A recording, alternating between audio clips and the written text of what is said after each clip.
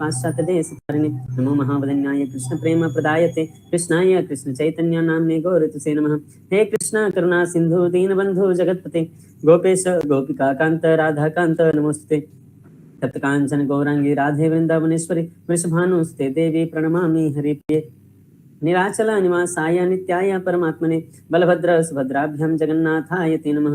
वाञ्छाकल्पतरुभ्यश्च कृपा सिन्धुभ्य एव च पतितानां पावनेभ्यो वैष्णवेभ्यो नमो नमः। जय श्री कृष्ण चैतन्य प्रभु नित्यानंद श्री अद्वैत गदाधर शिवासादि गौरभक्तवृंद।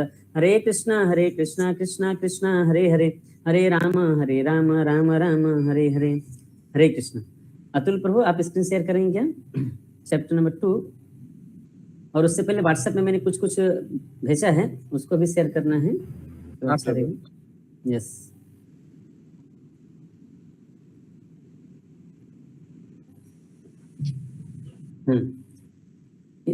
लास्ट में मैंने एक जो भेजा नेक्स्ट आगे बढ़िए। उससे भी इसके बाद में और एक है देखिए प्रभु, वो पीडीएफ में था ना, वो मैं पीडीएफ शेयर करता हूँ। अच्छा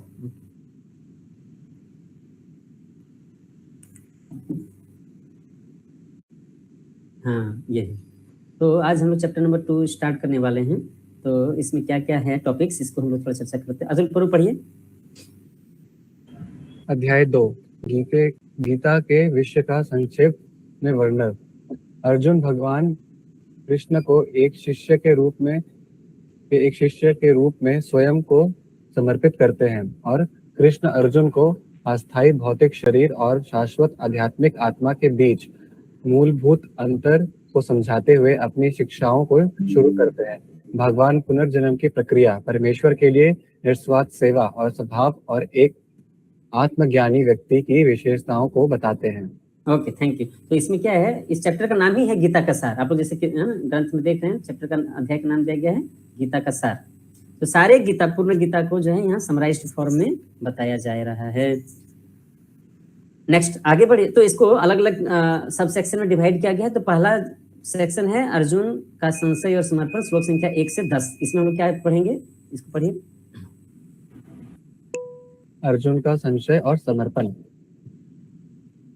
अनिर्णय अर्जुन भ्रमित है और अनिर्णित है कि क्या करना है। कृष्ण ने अर्जुन को अहिंसा के उसके रुख के लिए तिरस्कार करते हैं, उसे कमजोर और गैर आर्यन कहते हैं।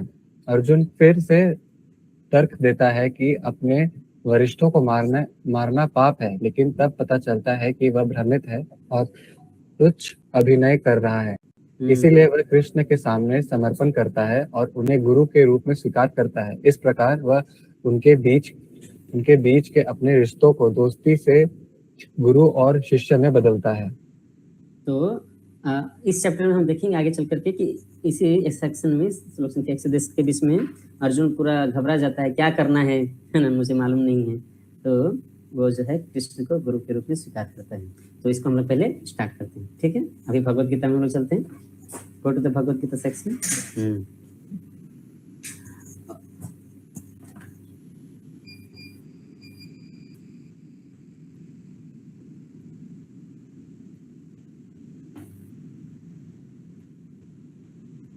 ठीक।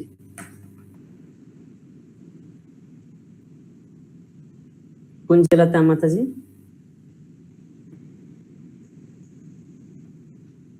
संजय उवाच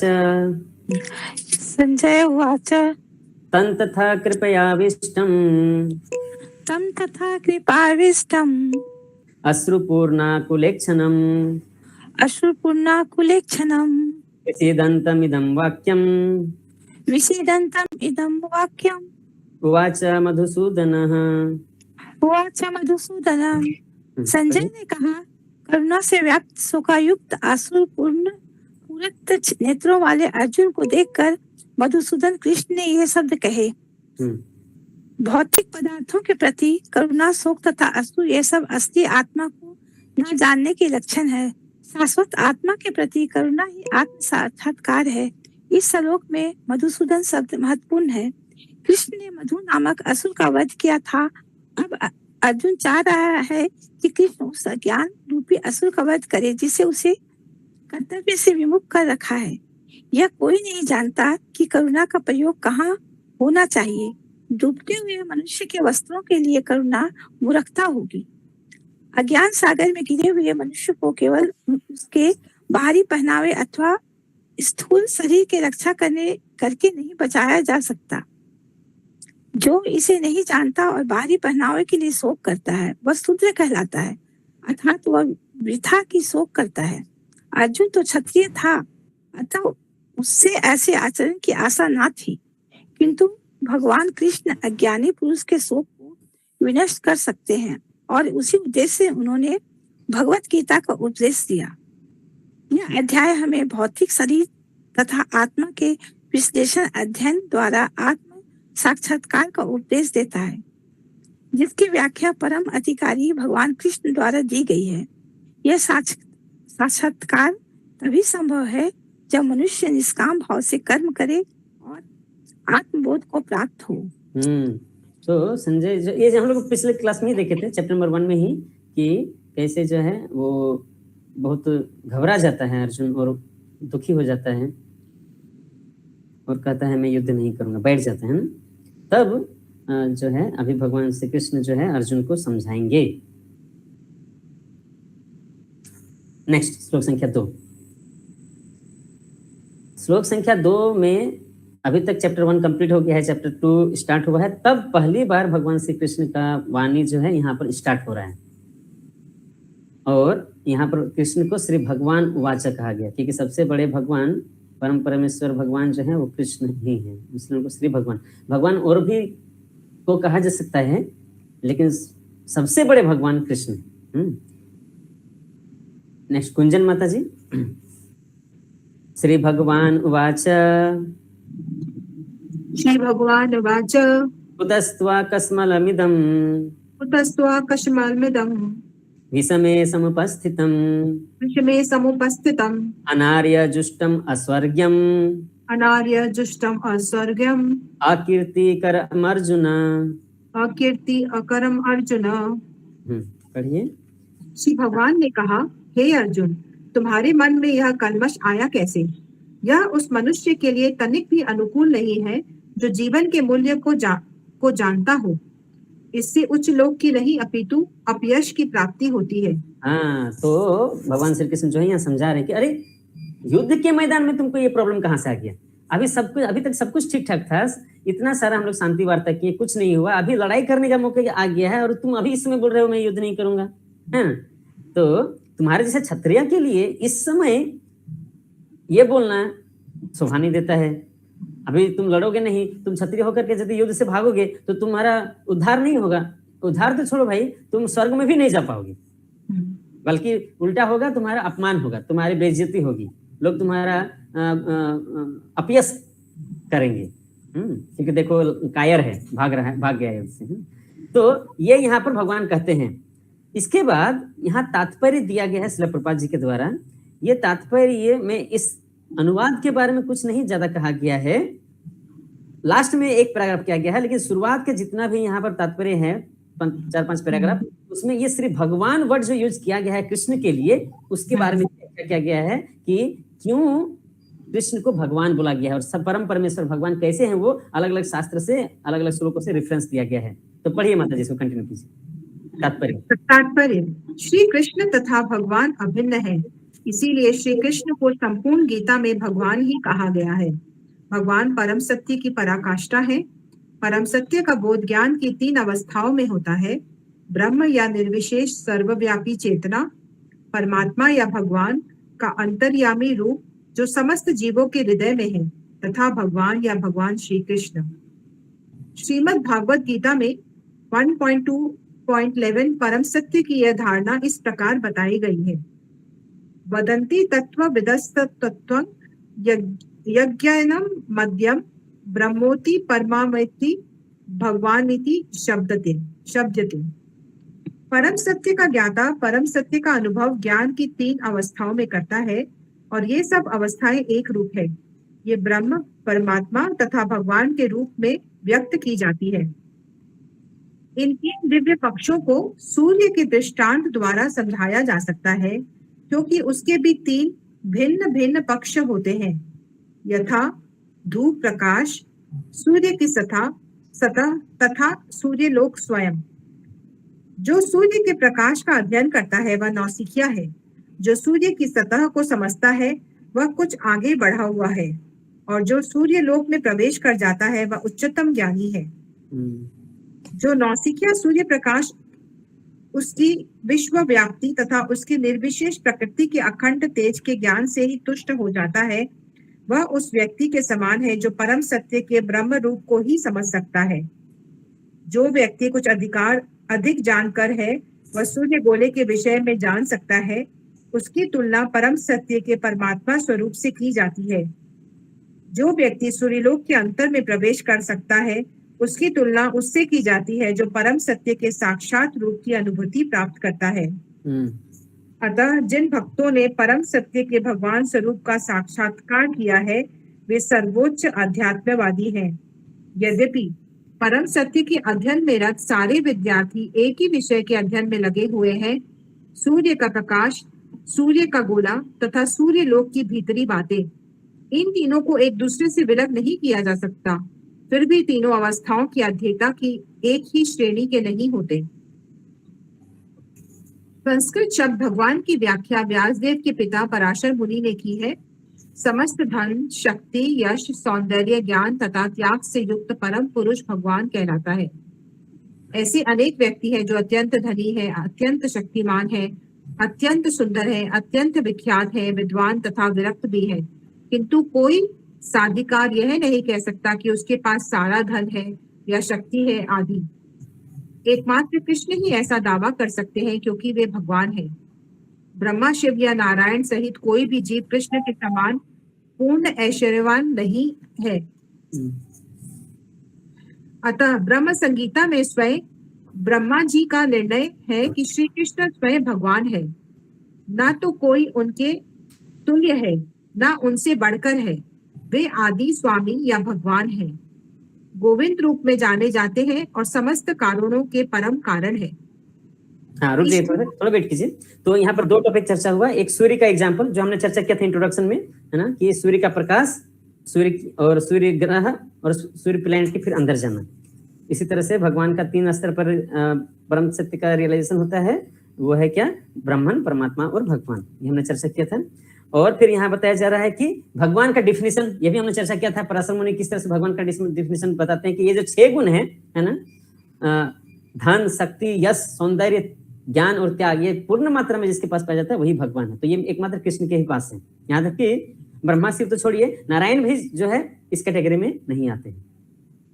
यस, आगे बढ़िए। अभी 2 श्लोक दिया गया है जिससे यह स्थापित होता है कि बहुत सारे देवी देवताओं में, बहुत सारे, यहाँ तक कि विष्णु अवतारों में भी सर्वश्रेष्ठ हैं, सबसे उच्चतम है कृष्ण। उसके लिए 2 श्लोक आगे दिया गया है श्रीमद् भागवतम से। यस, और ब्रह्म संहिता से पढ़े।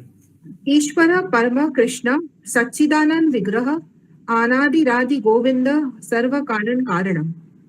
ऐसे अनेक पुरुष हैं जो भगवान के गुणों से युक्त हैं, किंतु कृष्ण परम है क्योंकि उनसे बढ़कर कोई नहीं है। वे परम पुरुष हैं और उनका शरीर सच्चिदानंदमय है। वे आदि भगवान गोविंद हैं और समस्त कारणों के कारण है। ब्रह्म संगीता 5.1। भगवान में भी भगवान के नाना अवतारों की सूची है, किंतु कृष्ण को आदि भगवान बताया गया है जिनसे अनेकानेक अवतार तथा ईश्वर विस्तार करते हैं। एते चांशकला पुंस कृष्णस्तु भगवान स्वयं इंद्रारिव्याकुलं लोकं मृडयन्ति युगे युगे। यहाँ पर वर्णित सारे अवतारों की सूचियां या तो भगवान की अंशकलाओं अथवा अंश कलाओं अथवा पूर्ण कलाओं की है, किंतु कृष्ण तो स्वयं भगवान है। अतः कृष्ण आदि भगवान, परम सत्य, परमात्मा तथा निर्विशेष ब्रह्म दोनों के उद्गम है। हाँ, तो ये 2 श्लोक जो हैं, ये रेफरेंस है कि कैसे कृष्ण सबसे बड़े भगवान हैं। एक तो जो पहला श्लोक दिया गया, ईश्वर परम कृष्ण सच्चिदानंद विग्रह, तो परम कृष्ण परम ईश्वर है, सभी ईश्वरों के ईश्वर है। और दूसरा जो श्लोक दिया गया है वो ब्रह्म संहिता से स्वयं ब्रह्मा जी वो प्रार्थना में, अपने प्रार्थना में बोलते हैं। और दूसरा भागवतम में स्वयं है ना, सुखदेव गोस्वामी इसको बोलते हैं इति चांस कला पुंसा कृष्ण भगवान स्वयं। उनके अनेक अवतार हैं भगवान के, लेकिन सर्वश्रेष्ठ हैं, वो सभी के स्रोत हैं, वो हैं कृष्ण। तो इस तरह से कृष्ण का जो है परम परमेश्वर भगवान स्वरूप यहाँ पर स्थापित करते हैं श्रील प्रभुपाद, यहाँ तक के तात्पर्य के माध्यम से। अभी का जो श्लोक है उसके बारे में यहाँ आगे बताया जा रहा है। यस, आगे कंटिन्यू कीजिए। भगवान की उपस्थिति में अर्जुन द्वारा सज्जनों के लिए शोक करना सर्वथा अशोभनीय है, अतः कृष्ण ने कुतः शब्द से अपना आश्चर्य व्यक्त किया है। आर्य जैसी सभ्य जाति के किसी व्यक्ति से ऐसी मलिनता की उम्मीद नहीं की जाती। आर्य शब्द उन व्यक्तियों पर लागू होता है जो जीवन के मूल्य को जानते हैं और जिनकी सभ्यता आत्मा साक्षात्कार पर निर्भर करती है। देहात्म बुद्धि से प्रेरित मनुष्य को यह ज्ञान नहीं रहता कि जीवन का उद्देश्य परम सत्य विष्णु या भगवान का साक्षात्कार है। वे तो भौतिक जगत के बाह्य स्वरूप से मोहित हो जाते हैं, अतः वे यह नहीं समझ पाते कि मुक्ति क्या है। जिन पुरुषों को भौतिक बंधन से मुक्ति का कोई ज्ञान नहीं होता, वे अनार्य कहलाते हैं। यद्यपि अर्जुन क्षत्रिय था, किंतु युद्ध से विचलित होकर वह अपने कर्तव्य से गुमराह हो रहा था। उसकी यह कायरता अनार्यों के लिए ही शोभा देने वाली हो सकती है। कर्तव्य पथ से इस प्रकार विचलन न तो आध्यात्मिक जीवन में प्रगति करने में सहायक बनता है, न ही इससे इस संसार में ख्याति प्राप्त की जा सकती है। भगवान कृष्ण ने अर्जुन द्वारा अपने स्वजनों पर इस प्रकार की करुणा का अनुमोदन नहीं किया। एक्चुअली वास्तव में पूरे भगवत गीता में भगवान श्री कृष्ण ने, हम देखेंगे अध्याय इस जब पढ़ेंगे तब, कि ये कर्म अपने कर्तव्य का निर्वाह करना, इसी पर बहुत ज्यादा जोर दिया गया है पूरे भगवत गीता में, शुरू से लेकर अंत तक, चैप्टर 1 से लेकर के चैप्टर 18 तक। ये जो तथ्य है कि कर्तव्य करना है, अपना कर्तव्य करना है, इस पर पूरा जोर दिया गया है। तो अभी अपने अर्जुन जो है अपने कर्तव्य पथ से विमुख हो रहा है, जो कि उसको शोभा नहीं देता है, शास्त्र भी इसका अनुमोदन नहीं करता है। तो इसलिए भगवान उनको समझा रहे हैं। नेक्स्ट श्लोक संख्या 3 में हम लोग आगे बढ़ेंगे। प्रीति माता जी। हरे कृष्ण प्रभु। हाँ, ये बहुत ही फेमस श्लोक है भगवत गीता का। क्लेब्यम मा स्मागमः क्लेद्यं मा अस्मागमः पार्थने तत्त्वयोपपद्यते पार्थान एतत् उपपद्यते क्षुद्रं हृदय दौर्बल्यं क्षुद्रं हृदय दुर्बलं त्यक्तोत्तिष्ठ परन्तप। त्यक्तो उत्तिष्ठ परन्तप। हे प्रीता पुत्र, इस हीन नपुंसकता को प्राप्त मत हो यह तुम्हें शोभा नहीं देती।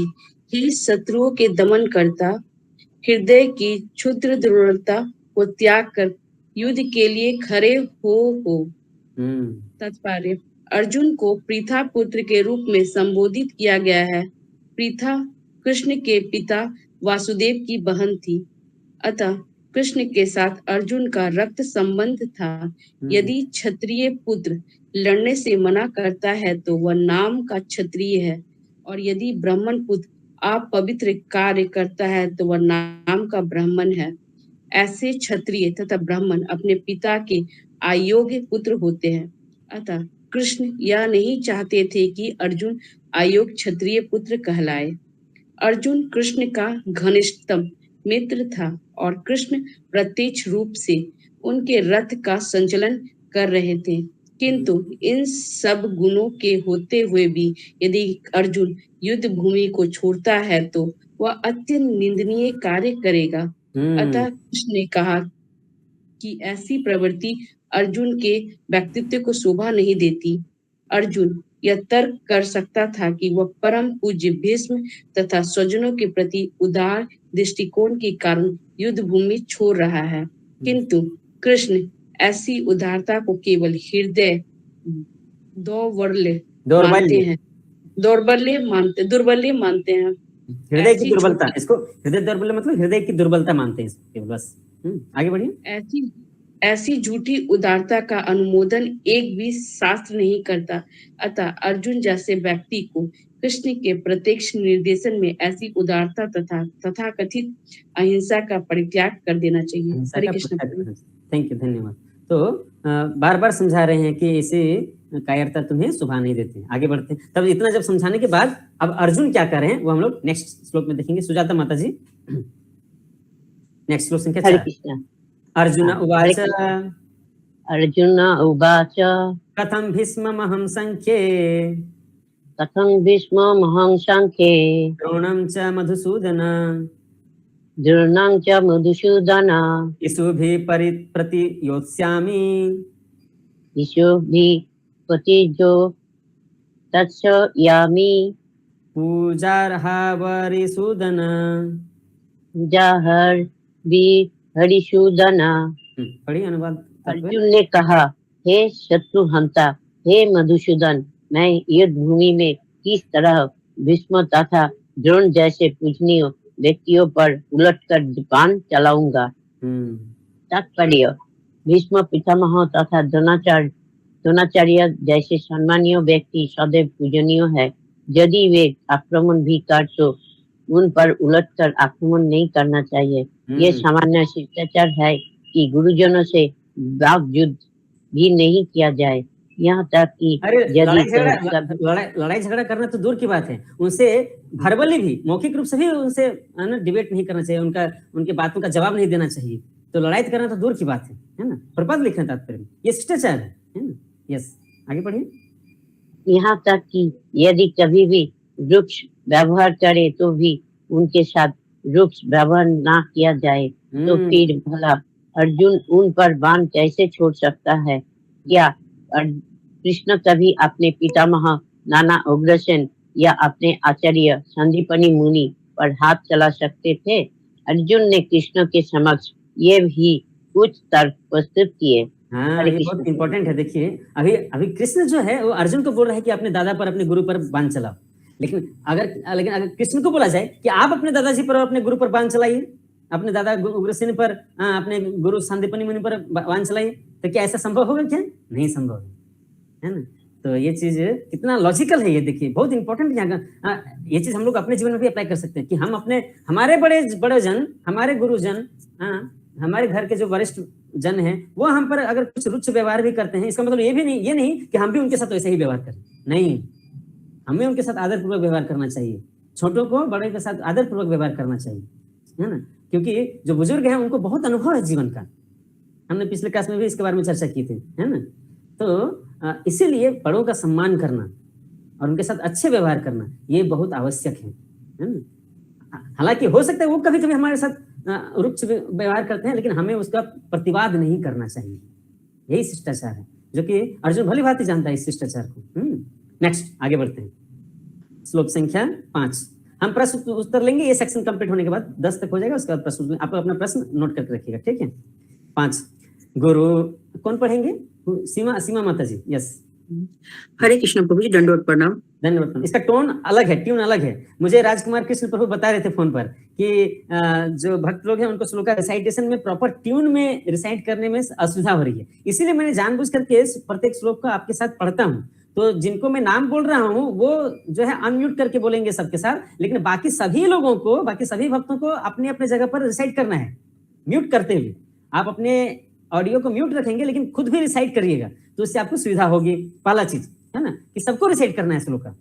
एक भक्त जो है वो ओपनली बोलेंगे, बाकी सभी भक्तों को म्यूट करके अपने अपने घरों में रिसाइट करना है। ये हो गया। दूसरा चीज, जब यहाँ एक भक्त जो है श्लोक का अनुवाद और तात्पर्य पढ़ रहे हैं, आप सभी को श्लोक का अनुवाद और तात्पर्य अपनी अपने जगह पर पढ़ना है। ये नहीं कि अभी तो उनका नंबर आया है, हम अभी दूसरा कुछ काम कर रहे हैं, मतलब चेहरा है स्क्रीन पर लेकिन मेरा मन कहीं और है, ऐसा नहीं होना चाहिए। हम सभी को अनुवाद और तात्पर्य पढ़ना है। इसका एक विशेष एक मकसद है जिसके लिए हम यहाँ पर प्रत्येक अनुवाद और तात्पर्य पढ़ रहा हूँ आप सबके साथ मिल करके, इसलिए ध्यान कहीं भटकने नहीं देना है। जब कोई एक भक्त है ना श्लोका रिसाइट कर रहा है तो आपको भी अपना श्लोका रिसाइट करना है। जब कोई एक भक्त जो है वही भक्त अनुवाद और तात्पर्य पढ़ रहे हैं ओपनली, है तो आपको भी अपने अपने जगह पर उस अनुवाद और तात्पर्य को पढ़ना है और समझना है। आपके सारे प्रश्नों का उत्तर जो भी एग्जाम में आने वाला है, उस सारे प्रश्नों का उत्तर इसी किताब में दिया हुआ है, A to Z। ये आप लोग एकदम विश्वास रखिए। इसीलिए मैं इस किताब को छोड़ करके किसी और किताब की आवश्यकता ही नहीं है, एक भगवत गीता काफी है, ठीक है। तो आप लोग प्लीज ध्यानपूर्वक, मैं इतना आपको भरोसा देता हूँ, एटलीस्ट क्लास में ध्यानपूर्वक यदि आप लोग सही से श्रवण करेंगे, सही से पढ़ेंगे, स्टडी करेंगे, तो आपका सारा कंप्लीट हो जाएगा, क्लियर हो जाएगा। उसके बाद आपको और पढ़ने में सुविधा होगा। ये आप लोग ध्यान रखिएगा, इस क्लास में अटेंटिव रहना। ओके माता जी प्लीज रिसाइट। इसका ट्यून अलग है, ठीक है ना।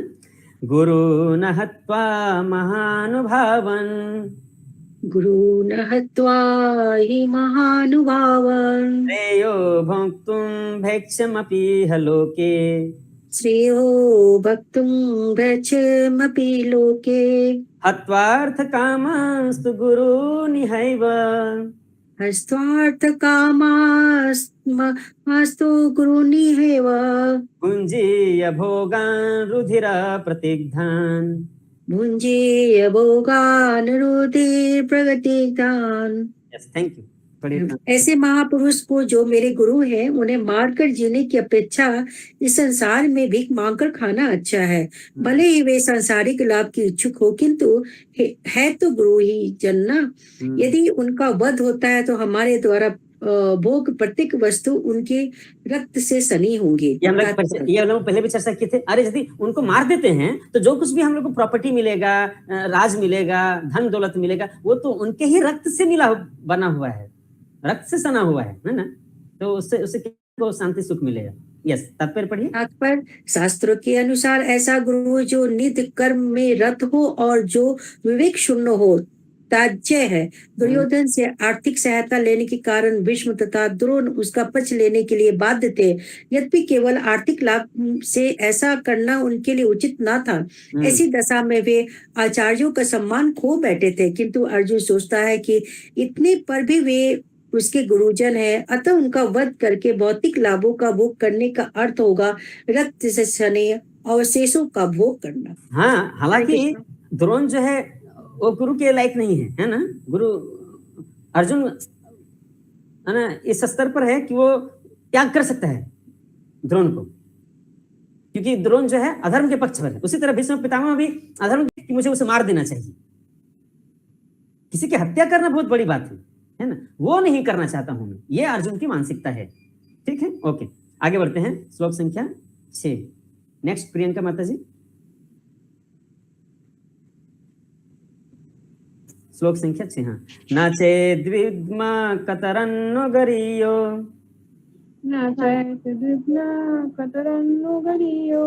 यद्वा जयेम यदीवानो जयेयुः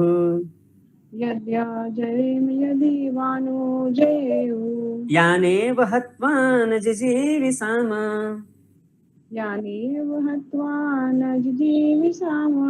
देव स्थितः प्रमुखे धार्तराष्ट्राः।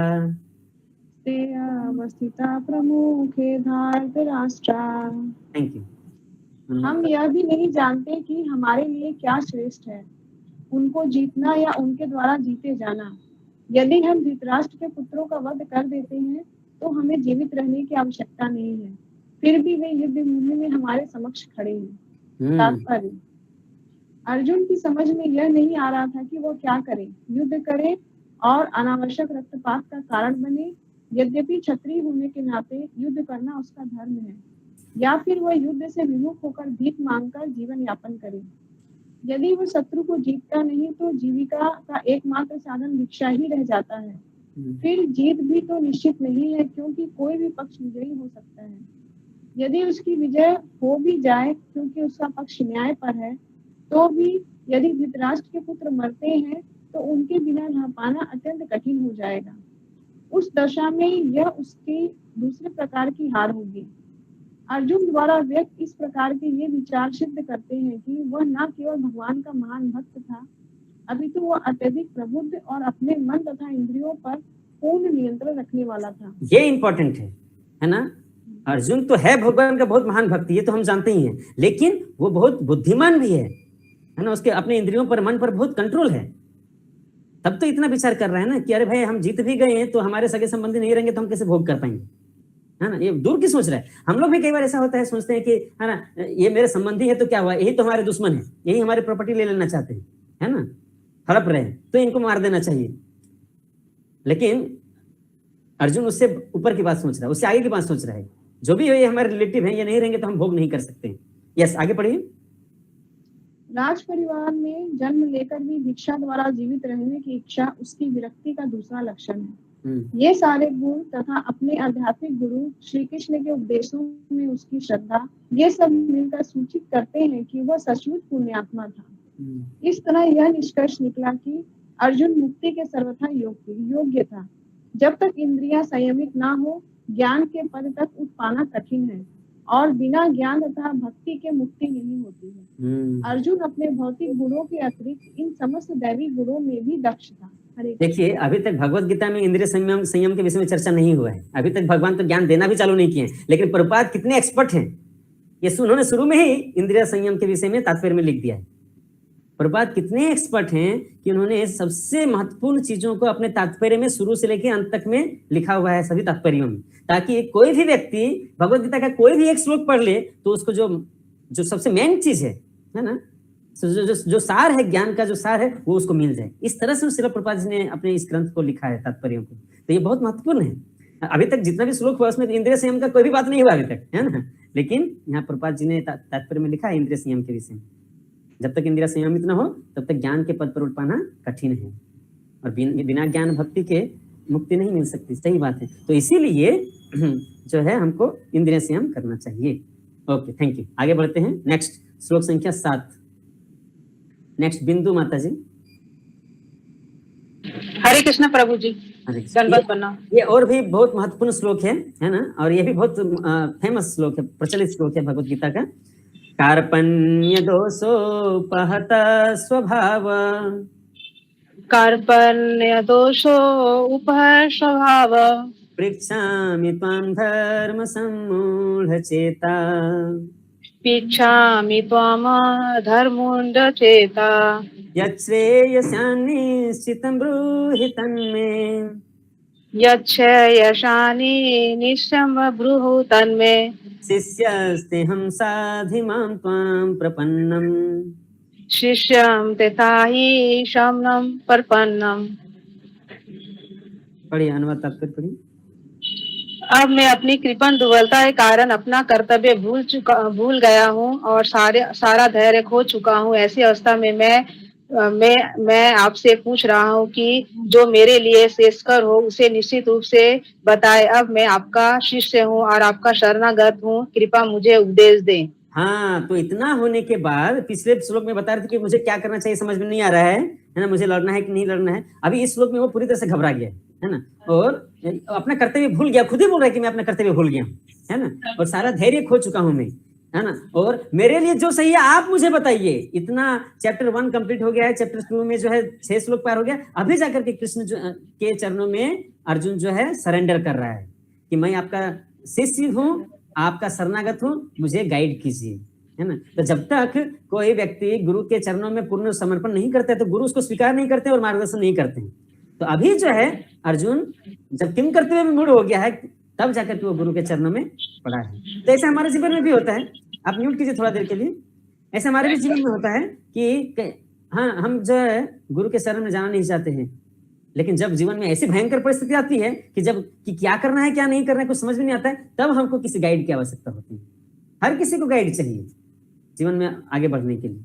तो अभी अर्जुन जो है शरणागत हो गया है और वो कृष्ण से पूछ रहा है कि क्या करना चाहिए, मुझे आप उपदेश दीजिए। यस, तात्पर्य पढ़िए।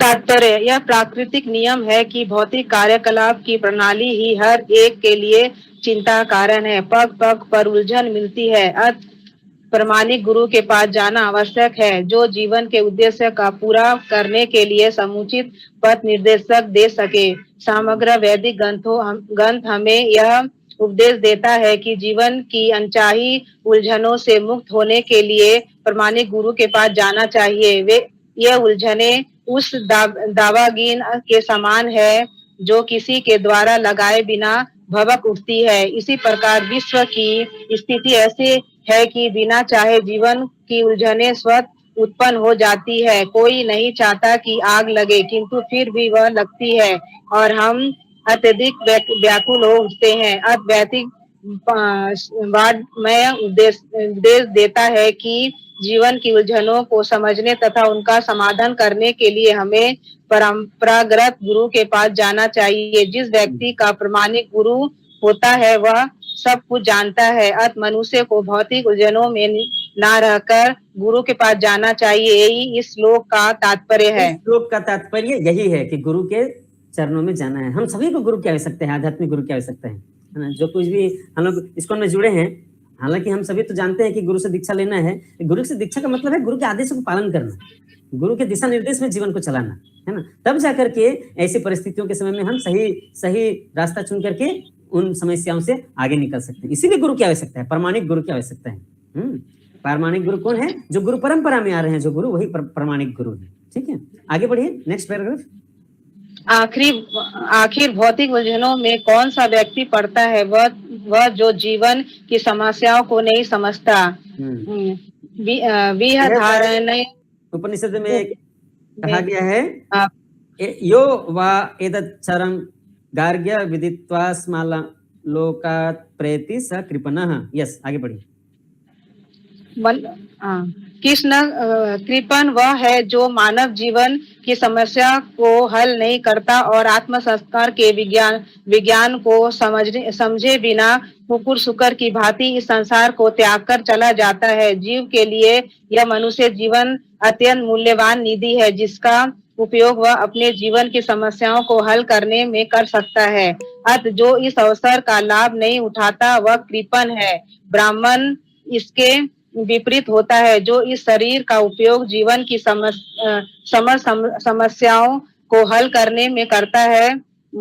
यह एक दर्श गागी विधि तवाशा मालोक प्रेति स ब्राह्मण देहांत बुद्धि बस कृपण या कंजूस लोग अपना सारा समय परिवार, समाज, देश आदि के अत्यधिक प्रेम में गवा देते हैं। मनुष्य प्राय चम रोग के आधार पर अपने पारिवारिक जीवन अर्थात पत्नी, बच्चों तथा परिजनों में आसक्त रहता है। कृपण यह सोचता है कि वह अपने परिवार को मृत्यु से बचा सकता है, अथवा वह यह सोचता है कि उसका परिवार या समाज उसे मृत्यु से बचा सकता है। ऐसे पारिवारिक आसक्ति निम्न पशुओं में भी पाई जाती है, क्योंकि वे भी बच्चों की देखभाल करते हैं। बुद्धिमान होने के कारण अर्जुन समझ गया कि पारिवारिक सदस्यों के प्रति उसका अनुराग तथा मृत्यु से उनकी रक्षा करने की उसकी इच्छा ही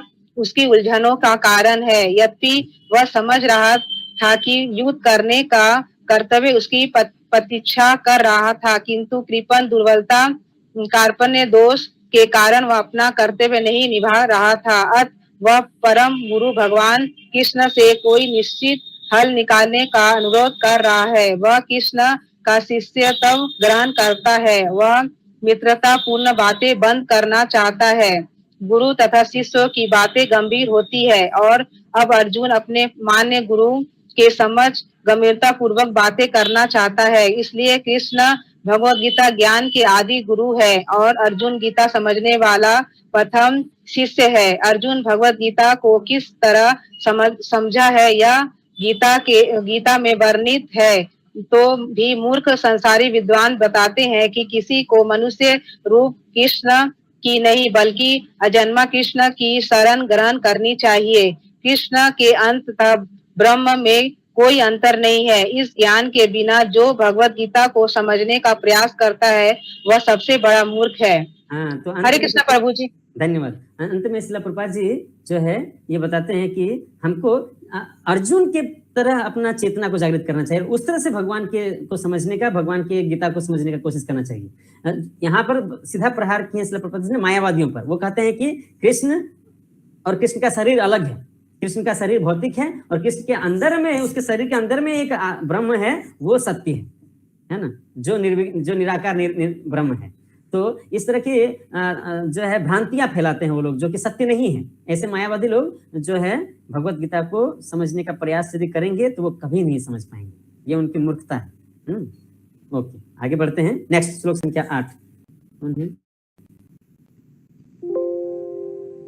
हरे कृष्ण। यस, हरे कृष्ण प्रभु, सादर प्रणाम। नहि प्रपश्यामि ममापनुद्यात्, नहि प्रपश्यामि ममापनुद्यात्, यच्छोकमुच्छोषणमिन्द्रियाणाम्, यच्छोकमुच्छोषणमिन्द्रियाणाम्, अवाप्य भूमा वसवत्नमृद्धम्, आवाप्य भूमावसपत्नं मृद्धम्, राज्यं सुराणामपि चाधिपत्यम। राज्य सुरानामपि चाधिपत्यम। पढ़िए अनुवाद। मुझे ऐसा कोई साधन नहीं दिखता जो मेरी इंद्रियों को सुख खाने वाले इस शौक को दूर कर सके। स्वर्ग पर देवताओं के आध्यात्म की तरह इस धन धान्य संपन्न सारी पृथ्वी पर निकृष्ट राज्य प्राप्त करके भी मैं इस शौक को दूर नहीं कर सकूंगा। तात्पर्य, यदि अर्जुन धर्म तथा सदाचार के नियमों पर आधारित अनेक तर्क प्रस्तुत करता है, किंतु ऐसा प्रतीत होता है कि वो अपने गुरु भगवान श्री कृष्ण की सहायता के बिना अपनी असली समस्या को हल नहीं कर पा रहा है। वह समझ गया था कि उसका तथाकथित ज्ञान उसकी उन समस्याओं को दूर करने में व्यर्थ है जो उसके सारे अस्तित्व शरीर को सुखाए दे रही थी।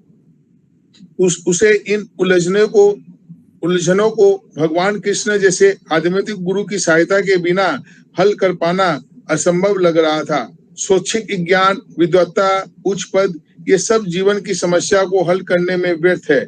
यदि कोई इसमें सहायता कर सकता है तो वह एकमात्र गुरु। अतः निष्कर्ष यह निकला कि गुरु जो 100% कृष्णा भावना भावित होता है वही एकमात्र प्रमाणिक गुरु है और वही जीवन की समस्याओं को हल कर सकता है। भगवान चैतन्य ने कहा है कि जो कृष्णा भावनामृत के विज्ञान में दक्ष हो, कृष्णा तत्ववेत्ता हो, चाहे वह जिस किसी जाति का हो, वही वास्तविक गुरु है। कीबा विप्र कीबा न्यासो सदर के नये, यही कृष्ण तत्वते से ही गुरु है। कोई व्यक्ति चाहे वह विप्र वैदिक ज्ञान से दक्ष हो, निम्न जाति में जन्मा शूद्र हो या किसी सन्यासी, यदि वह कृष्ण के विज्ञान में दक्ष कृष्णा तत्ववेता है तो वह यथार्थ प्रमाणिक गुरु है। चैतन्य चरितामृत मध्य 8.128। अतः कृष्णा तत्ववेता हुए बिना कोई भी प्रमाणिक गुरु नहीं हो सकता है। वैदिक साहित्य में भी कहा गया है, षष्ठ कर्म निपुणो विप्रो मंत्र तंत्र विशारद, अवैष्णवो गुरु ने स्वाद, वैष्णवे छुपचो गुरु। विद्वान ब्राह्मण भले ही वह संपूर्ण वैदिक ज्ञान में पारंगत तो न हो, यदि वह वैष्णव नहीं है तो कृष्ण भावनामृत में दक्ष नहीं है तो गुरु बनने का पात्र नहीं है। किंतु शूद्र यदि वह वैष्णव का कृष्ण भक्त है तो गुरु बन सकता है। पद्म पुराण में संसार की समस्याओं, जन्म जरा व्याधि तथा मृत्यु। तो यहाँ तक हम लोग देखते हैं तात्पर्य के यहाँ तक के जो भाग में गुरु कौन है, वास्तविक गुरु कौन है, वास्तविक प्रमाणिक गुरु कौन बन सकता है, इसके बारे में बताया गया है कि जिसको कृष्ण तत्व का ज्ञान है पूरी तरह से, है ना, वो गुरु बन सकता है। मंत्र तंत्र से नहीं होगा, जो वैष्णव है वही गुरु हो सकता है, चाहे वो चंडाल के भी घर में जन्म क्यों ना लिया हो। तो इस तरह से गुरु का क्या क्वालिफिकेशन इसके बारे में यहाँ पर बताया गया है। आगे बढ़ते हैं, पढ़िए। संसार की समस्याओं, जन्म जरा व्याधि तथा मृत्यु की निवृत्ति धन संचय तथा आर्थिक विकास से संभव नहीं है। विश्व के विभिन्न भागों में ऐसे राज्य हैं जो जीवन की सारी सुविधाओं से तथा संपत्ति एवं आर्थिक विकास से पूरित है, किंतु फिर भी उनके सांसारिक जीवन की समस्या ज्यों की त्यों बनी हुई है। वे विभिन्न साधनों में शांति खोजते हैं, किंतु वास्तविक सुख उन्हें तभी मिल पाता है जब वे कृष्ण भावनामृत से युक्त कृष्ण से प्रमाणिक प्रतिनिधि के माध्यम से कृष्ण अथवा कृष्ण तत्व पूरक भगवत गीता तथा श्रीमद् भागवत के परामर्श को ग्रहण करते हैं।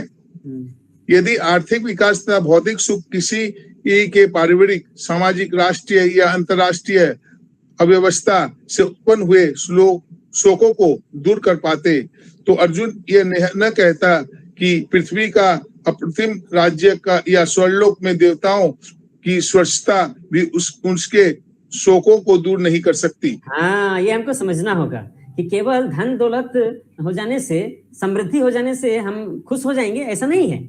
अदरवाइज अभी युद्ध करके अर्जुन जीत जाता तो उसके पास तो पूरा धरती का साम्राज्य मिल जाता। अरे अर्जुन तो ये कह रहा धरती का तो छोड़ो, अगर देवी देवता का स्वर्गलोक भी मिल जाए तो भी हमारा दुख दूर नहीं होगा। यानी कि इसका मतलब क्या हुआ, जो हमारा हृदय का दुख है वो इन सब की वजह से नहीं है, उसका कुछ और कारण है। वो कारण क्या है? कृष्ण भक्ति का अभाव। तो ये हमको प्रयास करना होगा कि हम कृष्ण भक्ति में कैसे उन्नति कर सकते हैं, तभी दुख दूर होंगे। यस, आगे बढ़िए। इसलिए उसने कृष्ण भावनामृत का ही आश्रय ग्रहण किया और यही शांति तथा समरसता के उचित मार्ग है। आर्थिक विकास या विश्व आधिपत्य प्राकृतिक प्रलय द्वारा किसी भी क्षण समाप्त हो सकता है। यहाँ तक कि चंद्रलोक जैसे उच्च लोकों की यात्रा भी, जिसके लिए मनुष्य प्रयत्नशील है, एक झटके में समाप्त हो सकती है। भगवत गीता इसकी पुष्टि करती है। क्षणी पुण्य मर्त्यलोक विसंति, जब पुण्य कर्मों के फल समाप्त हो जाते हैं तो मनुष्य सुख के शिखर से जीवन के निम्नतम स्तर पर गिर जाता है। इस तरह से विश्व के अनेक राजनीतिज्ञों का पतन हुआ है। ऐसा अध पतन शोक का कारण बनता है। अतः यदि हम सदा के लिए शोक का निवारण चाहते हैं तो हमें कृष्ण की शरण ग्रहण करनी होगी, जिस तरह अर्जुन ने की। अर्जुन ने कृष्ण से प्रार्थना की कि वे उसकी समस्या का निश्चित समाधान कर दे, और यही कृष्ण भावनामृत की विधि है। हरे कृष्ण। Thank you. तो मतलब हमको समझना क्या है, सार यही है कि हमको कृष्ण के शरणों में जाना है, कृष्ण की भक्ति स्वीकार करनी है, कृष्ण भक्ति को अपनाना है, तब सभी समस्याओं का समाधान होगा। ठीक है, नेक्स्ट आगे बढ़ते हैं। श्लोक संख्या 9, सुलेखा माता जी। हरे कृष्ण, प्रणाम। संजय उवाच संजय उवाच एवमुक्त्वा ऋषिकेशं एवमुक्त्वा ऋषिकेशं गुडाकेशः परन्तपः गुडाकेशः परन्तप न योत्स्य इति गोविन्द योत्स्य इति गोविन्द उक्त्वा तुष्णीं बभूवः उक्त्वा तुष्णीं बभूवः। संजय ने कहा, इस प्रकार कहने के बाद शत्रुओं का दमन करने वाला अर्जुन कृष्ण से बोला, हे गोविंद, मैं युद्ध नहीं करूंगा, और चुप हो गया। तात्पर्य, धृतराष्ट्र को यह जानकर परम प्रसन्नता हुई होगी कि अर्जुन युद्ध न करके युद्ध भूमि छोड़कर भिक्षाटन करने जा रहा है, किंतु संजय ने उसे पुनः यह कहकर निराश कर दिया कि अर्जुन अपने शत्रुओं को मारने में सक्षम है। परंतु यद्यपि कुछ समय के लिए अर्जुन अपनी पारिवारिक स्नेह के प्रति मिथ्या शोक से अभिभूत था, किंतु उसने शिष्य रूप में अपने गुरु श्री कृष्ण की शरण ग्रहण कर ली। इससे सूचित होता है कि शीघ्र ही वह इस शोक से निवृत्त हो जाएगा और आत्म साक्षात्कार या कृष्ण भावनामृत के पूर्ण ज्ञान से प्रकाशित होकर पुनः युद्ध करेगा। इस तरह धृतराष्ट्र का हर्ष भंग हो जाएगा। हाँ, तो ये बैकग्राउंड में बताया जा रहा है कि जब धृतराष्ट्र ने सुना कि अर्जुन जो है बैठ गया, युद्ध नहीं करेगा ऐसा बोल करके, तो धृतराष्ट्र खुश हुआ होगा, लेकिन संजय उसको समझाना चाहते हैं कि ऐसा कोई बात नहीं है, क्योंकि उसने कृष्ण को गुरु के रूप में स्वीकार कर लिया है, तो उसका मोह दूर हो जाएगा और वही जीतेगा फिर बाद में। परंतप बोला गया है अर्जुन को, है ना। नेक्स्ट श्लोक संख्या 10। नेक्स्ट कौन है? किरण माता जी। जिन्होंने पढ़ लिया वो अपना हाथ नीचे कर सकते हैं, ठीक है। हरे कृष्ण प्रभु जी। श्लोक संख्या 10। तमुवाच ऋषिकेश तमुवाच ऋषिकेश प्रहसन्निव भारत भारत सेनयोरुभयोर्मध्ये सैन्योरुभयोर्मध्ये विषीदन्तमिदं वचः विषीदन्तमिदं वचः। हे भरतवंशी धृतराष्ट्र, उस समय दोनों सेनाओं के मध्य शोक मग्न अर्जुन से कृष्ण ने मानो हंसते हुए ये शब्द कहे। तात्पर्य, दो घनिष्ठ मित्रों अर्थात ऋषिकेश तथा गुड़ाकेश के मध्य वार्ता चल रही थी। मित्रों के रूप में दोनों का पद समान था, किंतु इसमें से एक स्वेच्छा से दूसरे का शिष्य बन गया। कृष्ण हंस रहे थे क्योंकि उनका मित्र अब उनका शिष्य बन गया था। सबों के स्वामी होने के कारण वे सदैव श्रेष्ठ पद पर रहते हैं, तो भी भगवान अपने भक्तों के लिए सखा, पुत्र या प्रेमी बनना स्वीकार करते हैं, किंतु जब उन्हें गुरु रूप में अंगीकार कर लिया गया तो उन्होंने तुरंत गुरु की भूमिका निभाने के लिए शिष्य से गुरु की भांति गंभीरता पूर्वक बातें की, जैसा कि अपेक्षित है।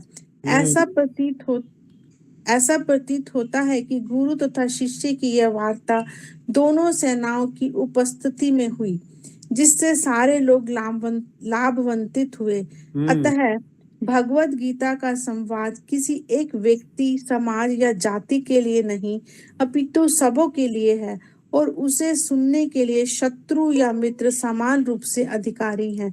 हरे कृष्ण। Hare Krishna, thank you. तो अभी जो है भगवान उपदेश देना चालू करेंगे, तो इसको हम लोग ब्रेक के बाद स्टार्ट करेंगे। थोड़ा हम लोग 5 मिनट ब्रेक लेते हैं, अभी 8 बज रहा है, 8:05 में स्टार्ट करेंगे। आप लोग का प्रश्न का हम उत्तर भी लेंगे उसमें, ठीक है। Hare Krishna, thank you. हरे कृष्ण प्रभु जी, तो दंडवत प्रणाम। ये जो टॉपिक है अभी हम लोग कवर किए, उसमें किन्हीं का कुछ प्रश्न है तो पूछ सकते हैं।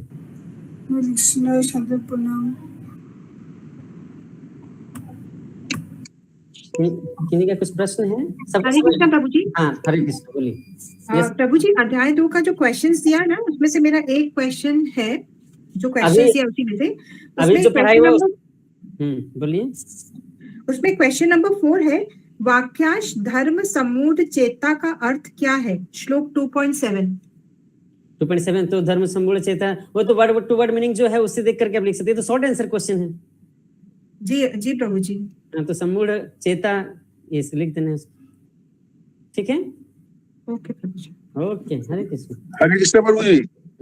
हरे कृष्ण। यस प्रभु जी, अंजमा कृष्ण का शब्द किया गया है 2.7 में, अंजनमा कृष्ण की शरण ग्रहण कीजिए, करनी चाहिए। अजन्मा कृष्ण की शरण ग्रहण करनी चाहिए। हाँ, यस। तो कृष्ण तो जन्म नहीं लेते हैं। अच्छा। वो तो लीला करते हैं, वो तो भगवान है। अच्छा। जैसे कोई भौतिक जीवात्मा जन्म लेता है माँ के गर्भ से, वैसे क्या भगवान जन्म लिए थे क्या? वो तो स्वयं प्रकट हो गए थे जस्ट, तो इसलिए उनको अजन्मा कहा कि, ठीक है। और उस कृष्ण की हमको शरण ग्रहण करनी। Thank you. ओके, हरे कृष्णा प्रभु जी। हरे कृष्ण। प्रभु जी, वैसे तो हमें पता है कि कृष्ण भगवान जो है नारायण से भी बड़े हैं, लेकिन आज तक ये नहीं समझ में आया कि दोनों के तत्व में क्या अंतर है, मतलब किस डिफरेंस की वजह से वो नारायण से भी वो बड़े हैं। क्योंकि कृष्ण से ही नारायण आए हैं। कृष्ण से ही नारायण है। यस, ये तो समझना होगा। नहीं, कृष्ण से नारायण है तो उनके अंश है, तो फिर डिफरेंस क्या हुआ? उनसे उनके अंश है, इसलिए डिफरेंस है। डिफरेंस है, और उनके शक्तियों में भी अंतर है। कृष्ण में 4 क्वालिटी जो है स्पेशल है, रूप माधुरी, वेणु माधुरी, लीला माधुरी और प्रेम माधुरी। ये 4 स्पेशल क्वालिटी केवल कृष्ण में पाए जाते हैं, विष्णु में नहीं पाए जाते हैं, नारायण में नहीं पाए जाते हैं। नारायण के टोटल देखिए, हाँ, जो कृष्ण के टोटल 64 क्वालिटीज हैं, 64 क्वालिटीज हैं, गुण है 64। विष्णु के 60 गुण होते हैं। और शिव जो है, शिव जी, शिव तत्व के 54 गुण होते हैं, 54। और जो जीव है, जीवात्मा जो है, उसके 50 गुण हो सकते हैं मैक्सिमम। ब्रह्मा का 50 गुण होता है, बाकी जीवात्मा जो उनसे नीचे है उनका और भी कम गुण होता है। तो जीवात्मा का 50, शिव जी का 54, 54, विष्णु का 60 और कृष्ण का केवल 64 गुण होता है, जो उनको सर्वश्रेष्ठ बनाता है। ठीक है। जीवात्मा का प्रभु जी 50 होता है। 50 मैक्सिमम होता है, उससे कम भी हो सकता है। ब्रह्मा जी का, ब्रह्मा का 50 होता है ना। और के लिए कुछ प्रश्न है? ओके, तो अगर प्रश्न उत्तर हो गया। हरे कृष्ण। यस मित्र, আপনি কি বাংলা বোঝেন? হ্যাঁ, বাংলা বলুন। বলছি যে এখানে ভগবানের স্বরগুণের তালিকা সংস্কৃত ও বাংলায় প্রদান করুন। সংস্কৃত তো এটা মানে মানে স্বরৈশ্বর্যের বাংলায় কি লিখবো? সংস্কৃততে এটা বলা আছে। যেটা তাৎপর্য লেখা হয়েছে, তাৎপর্য দেওয়া হয়েছে 6টা গুণ, ওইটা লিখবেন।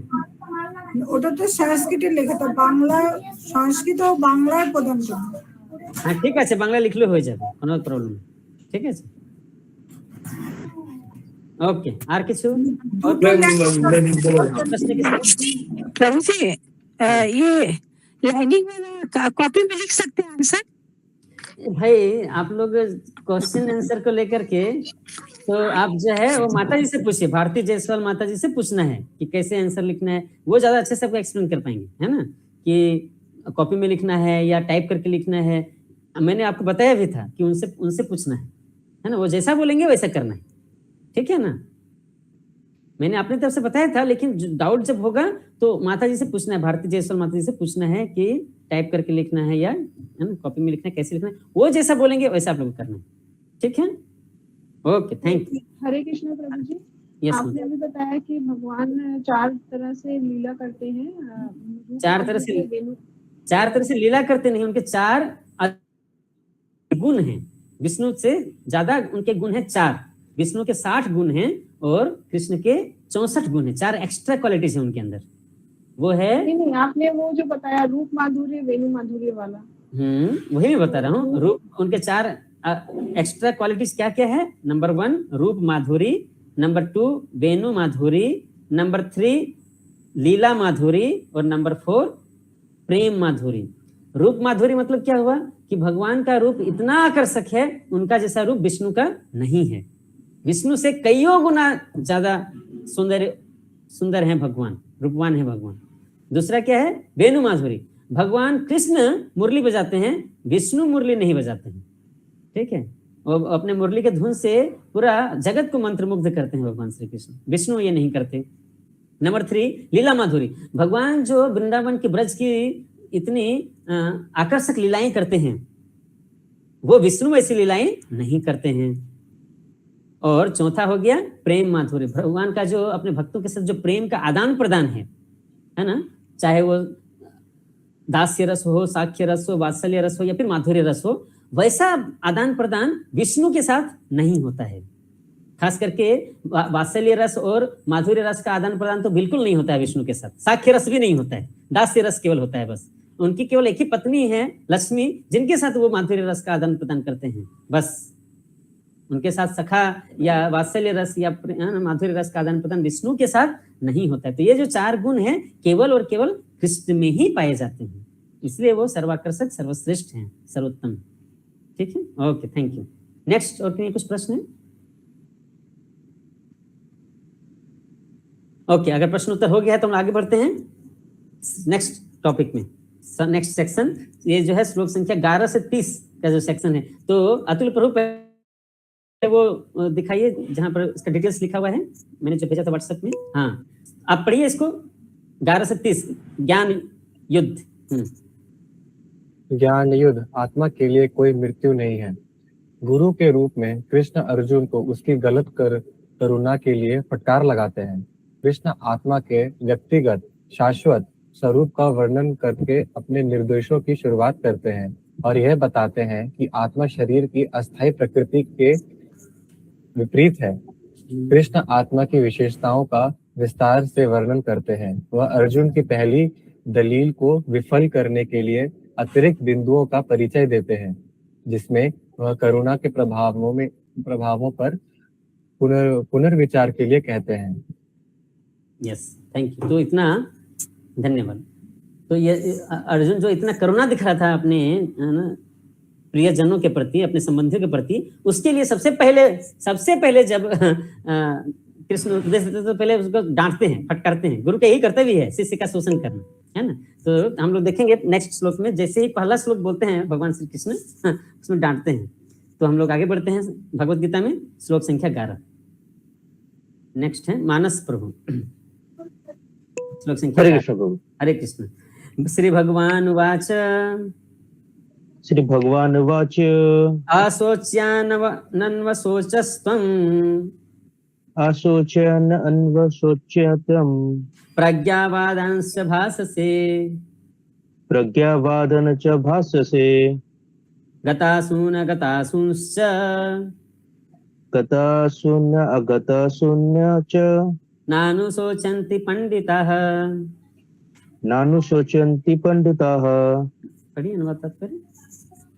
श्री भगवान ने कहा, तुम पंडित पूर्ण वचन कहते हुए उनके लिए शोक कर रहे हो जो शोक करने योग्य नहीं। जो विद्वान होते हैं वे ना तो जीवित के लिए और ना ही मृत्यु के लिए शोक करते हैं। तात्पर्य श्री प्रभुपाद की जय। भगवान ने तत्काल गुरु का पद संभाला और अपने शिष्य को अप्रत्यक्षता मूर्ख कहकर डांटा। उन्होंने कहा, तुम विद्वान की तरह बातें करते हो, किंतु तुम ये नहीं जानते कि जो विद्वान होते हैं, अर्थात जो ये जानता है कि शरीर तथा आत्मा क्या है, वे किसी भी अवस्था में शरीर के लिए, चाहे वह जीवित हो या मृत, शोक नहीं करता। अगले अध्याय से ये स्पष्ट हो जाएगा कि ज्ञान का अर्थ पदार्थ तथा आत्मा एवं उन दोनों के नियामक को जानना है। अर्जुन का तर्क था कि राजनीति या समाजनीति की अपेक्षा धर्म को अधिक महत्व मिलना चाहिए, किंतु उसे ये ज्ञात न था कि पदार्थ, आत्मा तथा परमेश्वर का ज्ञान धार्मिक सूत्रों से भी अधिक महत्वपूर्ण है। और चूंकि इसमें इस ज्ञान का अभाव था, अतः उसे विद्वान नहीं बनना चाहिए था। और चूंकि वह आध्यात्मिक विद्वान नहीं था, इसीलिए वह शोक के सर्वत्र अयोग्य वस्तु के लिए शोक कर रहा था। ये शरीर जन्मता है और आज या कल इसका विनाश निश्चित है, अतः शरीर इतना महत्वपूर्ण नहीं है जितना कि आत्मा। जो इस तथ्य को जानता है वह असली विद्वान है और उसके लिए शोक का कोई कारण नहीं हो सकता। Thank you. तो देखिए यहाँ से ही सबसे पहले डांट रहे हैं भगवान कि तुम अपने आप को बहुत बड़ा विद्वान मानते हो। अभी तो बहुत फिलोसफी बोला ना अर्जुन ने अपने पक्ष रखने के लिए, और तुम उस चीज के लिए शोक कर रहे हो जिसके लिए शोक नहीं करना चाहिए। जो विद्वान होते हैं वो तो ना तो जीवित वस्तु के लिए शोक करते हैं, जीवित चीजों के लिए, और नहीं मृत के लिए शोक करते हैं।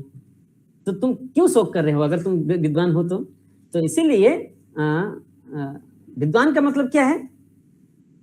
हमने अभी देखा था ना कि जो ब्राह्मण होता है वो उसका बुद्धि तीव्र होती है और वो जानता है कि जीवन का असली प्रॉब्लम क्या है, जन्म मृत्यु जरा व्याधि, उस पर वो विचार करता है ना। ये तथाकथित रिश्ते नातों की जो समस्याएं हैं उस पर ज्यादा शोक वो नहीं करता। तो इसलिए भगवान समझा रहे हैं कि समझा रहे नहीं, यहाँ पहले पहला श्लोक में डांट रहे हैं उसको कि तुम अपने आप को बहुत बड़ा विद्वान कहते हो, है ना। नेक्स्ट आगे बढ़ते हैं हम लोग, श्लोक संख्या 12। अनिता माता जी। हरे कृष्ण प्रभु जी, सादर प्रणाम। नत्वेवाहं जातुनासं नत्वेवाहं जातुनासं न त्वं नेमे जनाधिपः न त्वं नेमे जनाधिपाः न चैव न भविष्यामः न चैव न भविष्यामः सर्वे वयमतः परम। सर्वे वयमतः परम। पढ़िए। ऐसा कभी नहीं हुआ कि मैं न रहा हूँ या तुम न रहे हो, अथवा ये समस्त राजा न रहे हो, और न ऐसा है कि भविष्य में हम लोग नहीं रहेंगे। तात्पर्य, वेदों में, कठोपनिषद में तथा श्वेता स्वतर उपनिषद में भी कहा गया है कि जो श्री भगवान असंख्य जीवों में कर्म तथा कर्म फल के अनुसार उनकी अपनी अपनी परिस्थितियों में पालक हैं, वही भगवान अंश रूप में हर जीव के हृदय में वास कर रहे हैं। केवल साधु पुरुष जो एक ही ईश्वर को भीतर बाहर देख सकते हैं, पूर्ण और शाश्वत शांति प्राप्त कर पाते हैं। नित्यो नित्यानाम चेतनानाम एको बहुनायो विदधाति कामान तमात्मस्थ्यम येनु पश्यन्ति धीरास्तेषां शांति शाश्वती नेतरेषां। वो वैदिक ज्ञान अर्जुन को प्रदान किया गया, वही विश्व के उन पुरुषों को प्रदान किया जाता है जो विद्वान होने का दावा तो करते हैं किंतु जिनकी ज्ञान राशि शून्य है। भगवान यह स्पष्ट कहते हैं कि वे स्वयं अर्जुन तथा युद्ध भूमि में एकत्र सारे राजा शाश्वत प्राणी हैं और इन जीवों की बद्ध तथा मुक्त अवस्थाओं में भगवान ही एकमात्र उनके पालक है। भगवान परम पुरुष है तथा भगवान का चिर संगी अर्जुन एवं वहां पर एकत्र सारे राजागण शाश्वत पुरुष हैं। ऐसा नहीं है कि वे भूतकाल में प्राणियों के रूप में अलग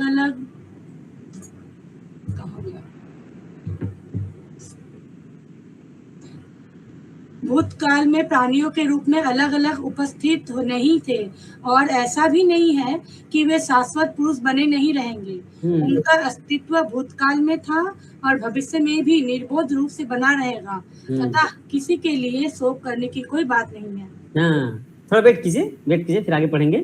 म्यूट कर लीजिए थोड़ा सा, कुछ देर के लिए मैं बोलता हूँ। तो अभी अर्जुन जो है वो आत्मा के स्तर पर नहीं देख रहा है ना। वो सोच रहा है कि मैं इसको मार दूंगा तो वो चला जाएगा, लेकिन ऐसा नहीं है। जीवात्मा का अस्तित्व हमेशा है, भूतकाल में भी था वर्तमान में भी है और भविष्य में भी रहेगा। जीवात्मा केवल शरीर बदलता रहता है, लेकिन उसका अस्तित्व कभी खत्म नहीं होता। इसलिए यहाँ पर भगवान बोल रहे हैं अर्जुन को कि ऐसा कभी समय नहीं है कि मैं नहीं था या तुम नहीं थे, या ऐसा कभी समय फ्यूचर में भी, भविष्य में भी नहीं आएगा कि मैं नहीं रहूंगा या तुम नहीं रहोगे। सबका अस्तित्व रहेगा। शरीर बदल सकता है लेकिन आत्मा वही रहेगा, है ना। तो ये चीज यहाँ भगवान समझा रहे हैं, जो कि अर्जुन अभी भूल गया है उस तथ्य को, उस फिलॉसफी को। यस, आगे बढ़िए, कंटिन्यू।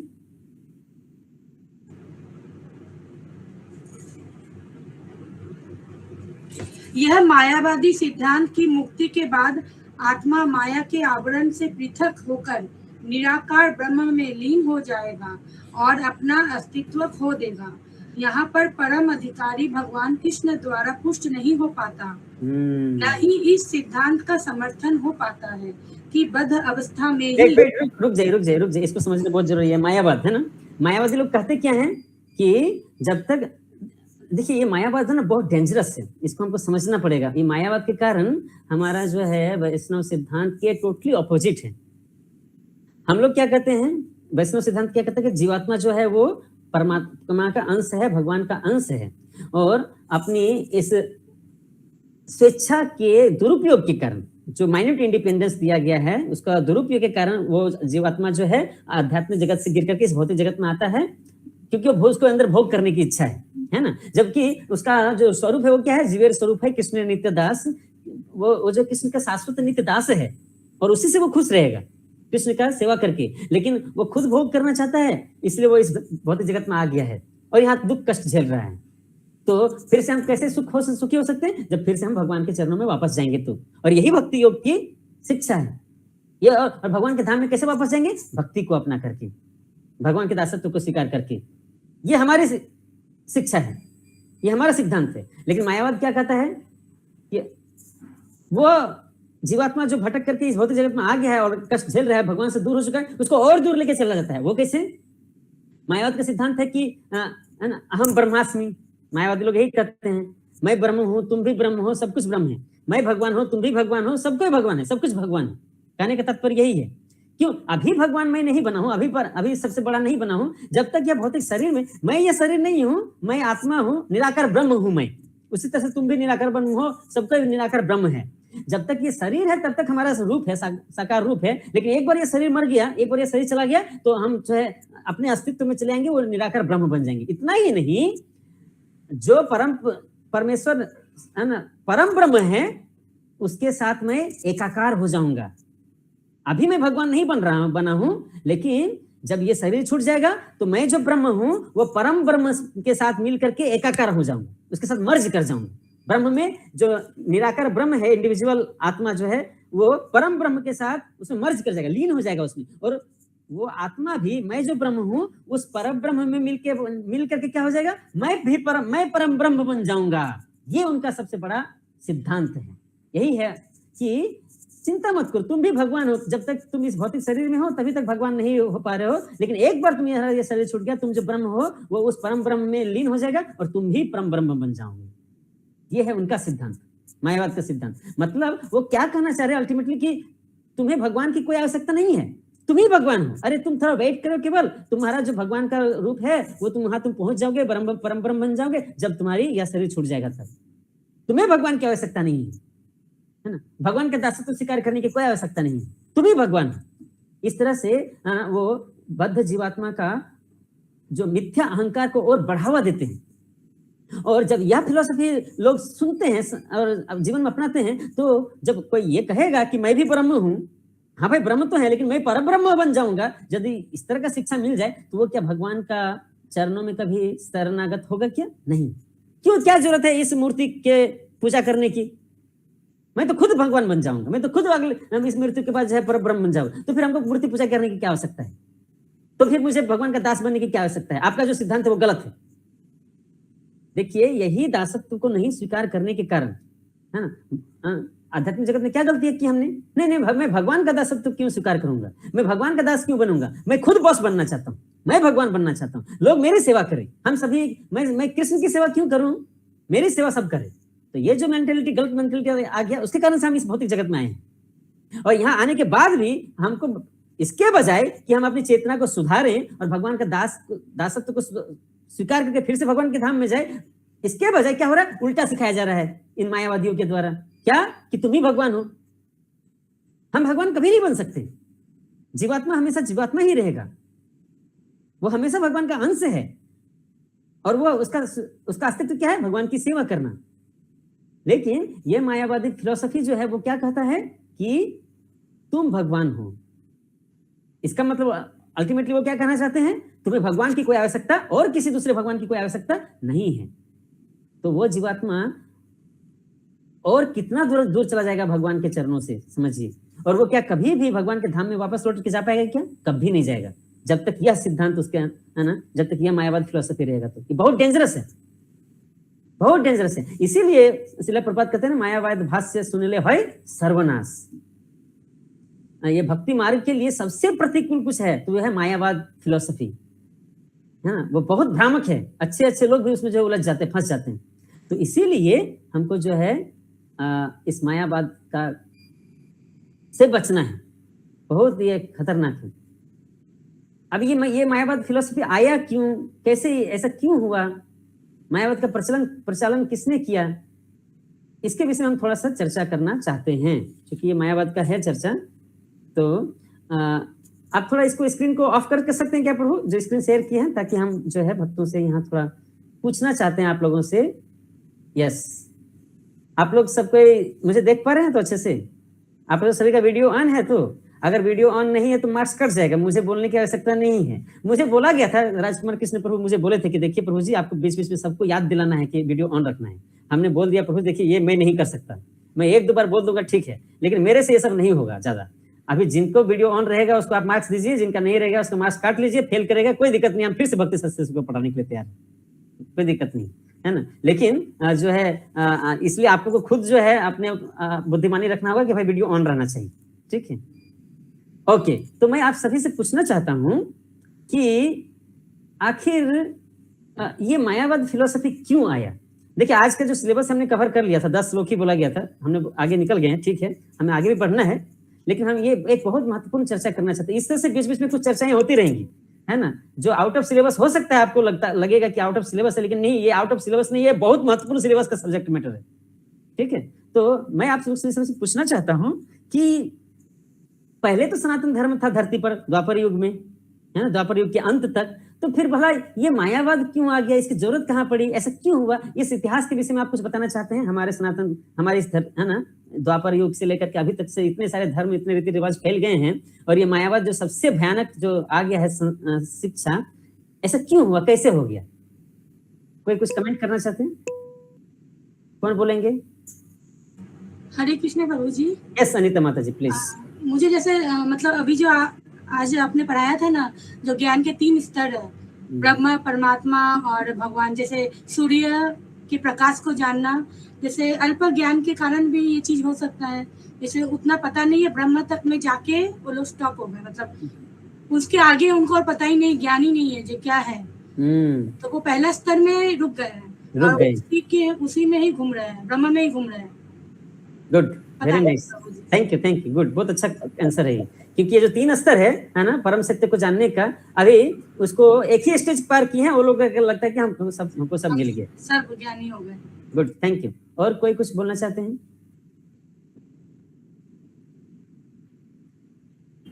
यस प्रभु, सादर प्रणाम प्रभु। शंकराचार्य का जो आए थे वो मायावादी फैलाने के लिए आए थे, तो उनका भी योगदान होगा? हाँ, ऑब्वियसली ये जो मायावाद का शिक्षा है वो शंकराचार्य ने ही दिया है, उन्होंने इस जो मायावाद शिक्षा का प्रचार किया है पूरे विश्व में। यहीं पर तो मैं आपको यही तो हम आपसे पूछना चाहते हैं भाई, शंकराचार्य स्वयं शंकर, भगवान शंकर के अवतार है ना, और शंकर भगवान कौन है? वैष्णव नाम यथा संभव, सबसे बड़े वैष्णव है। अरे वैष्णव होकर के वो मायावाद फिलोसफी कैसे, हाउ इट इज सो, मायावाद कैसे पढ़ा रहा है? वो तो जब भगवान का भक्त है, विष्णु भक्त है, वैष्णव है, तो इसको विष्णु भक्ति सिखाना चाहिए था। वो उल्टे मायावाद फिलोसफी देके चला गया यहाँ पर और सबको गुमराह करके चला गया, इससे तो और नुकसान हुआ हमारे जगत का। ऐसा क्यों हुआ? शंकराचार्य ने ऐसा क्यों किया? इसके लिए हमें उससे भी और आगे जाना पड़ेगा, उससे भी पहले की कहानी जानना होगा। यस हरे कृष्णा प्रभु जी। हाँ यस माता जी। हाँ प्रभु जी, मैंने जितना सुना है उसमें है कि जैसे बौद्ध धर्म में मतलब पहले लोग क्या था, वेदों के हिसाब से बहुत कर्मकांड करते थे और पशुओं की बलि देते थे। तो उसके लिए फिर बौद्ध धर्म जब आया तो उन्होंने एकदम ही सब चीज को नकार दिया कि ये सब कुछ नहीं है, मतलब अहिंसा के लिए कि ये सब कुछ नहीं होता है, मतलब पूरे वेदों को ही नकार दिया, उसके नहीं करना चाहिए।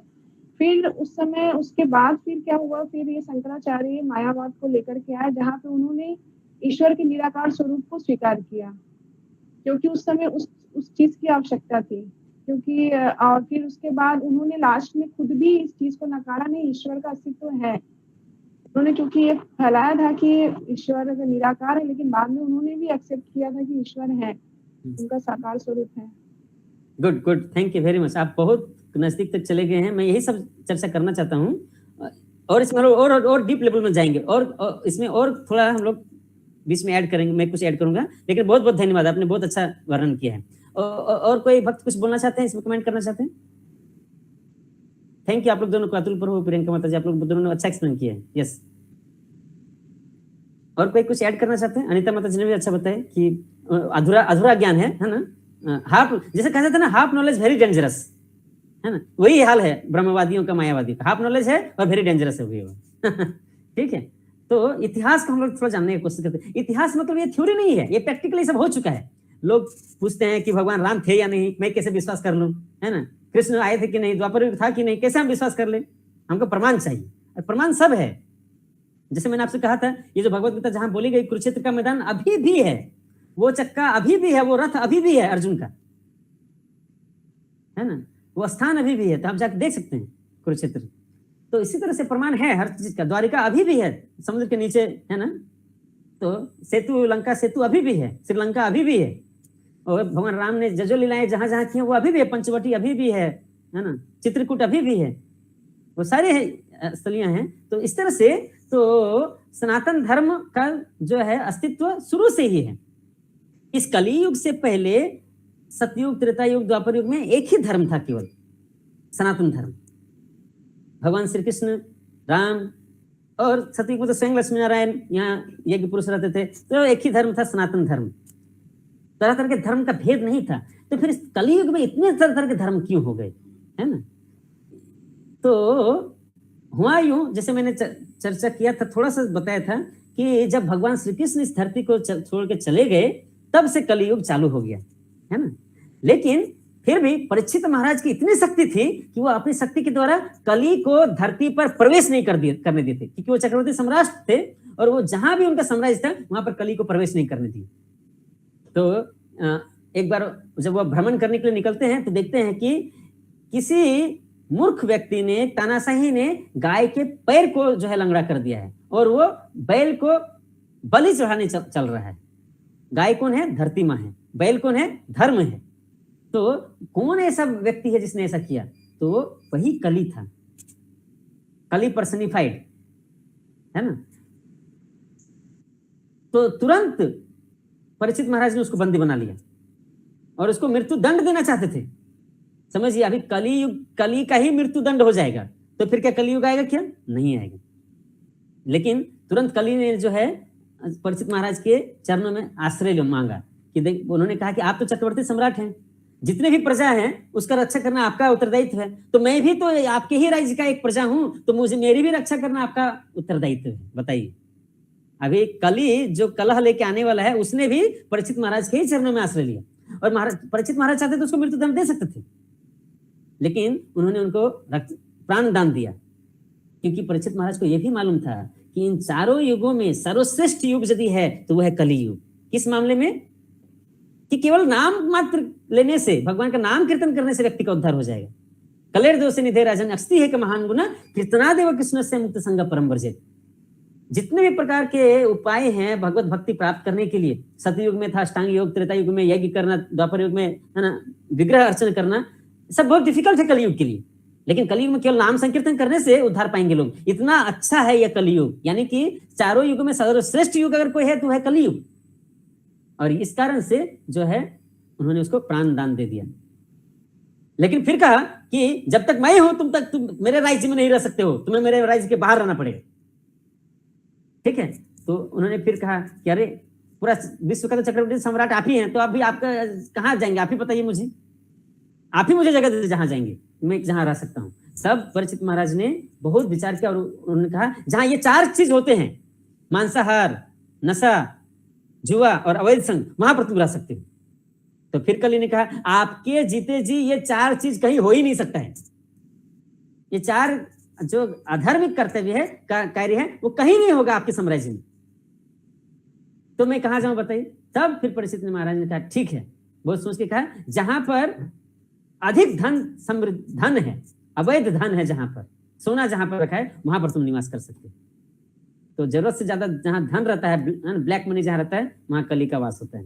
धन इकट्ठा ज्यादा जहां पर है, वो शास्त्र में भागवत वर्णन करता है। तो इस तरह से कली युग प्रारंभ हो गया और उसका पहला प्रभाव किसके ऊपर पड़ा? परीक्षित महाराज के ऊपर पड़ा।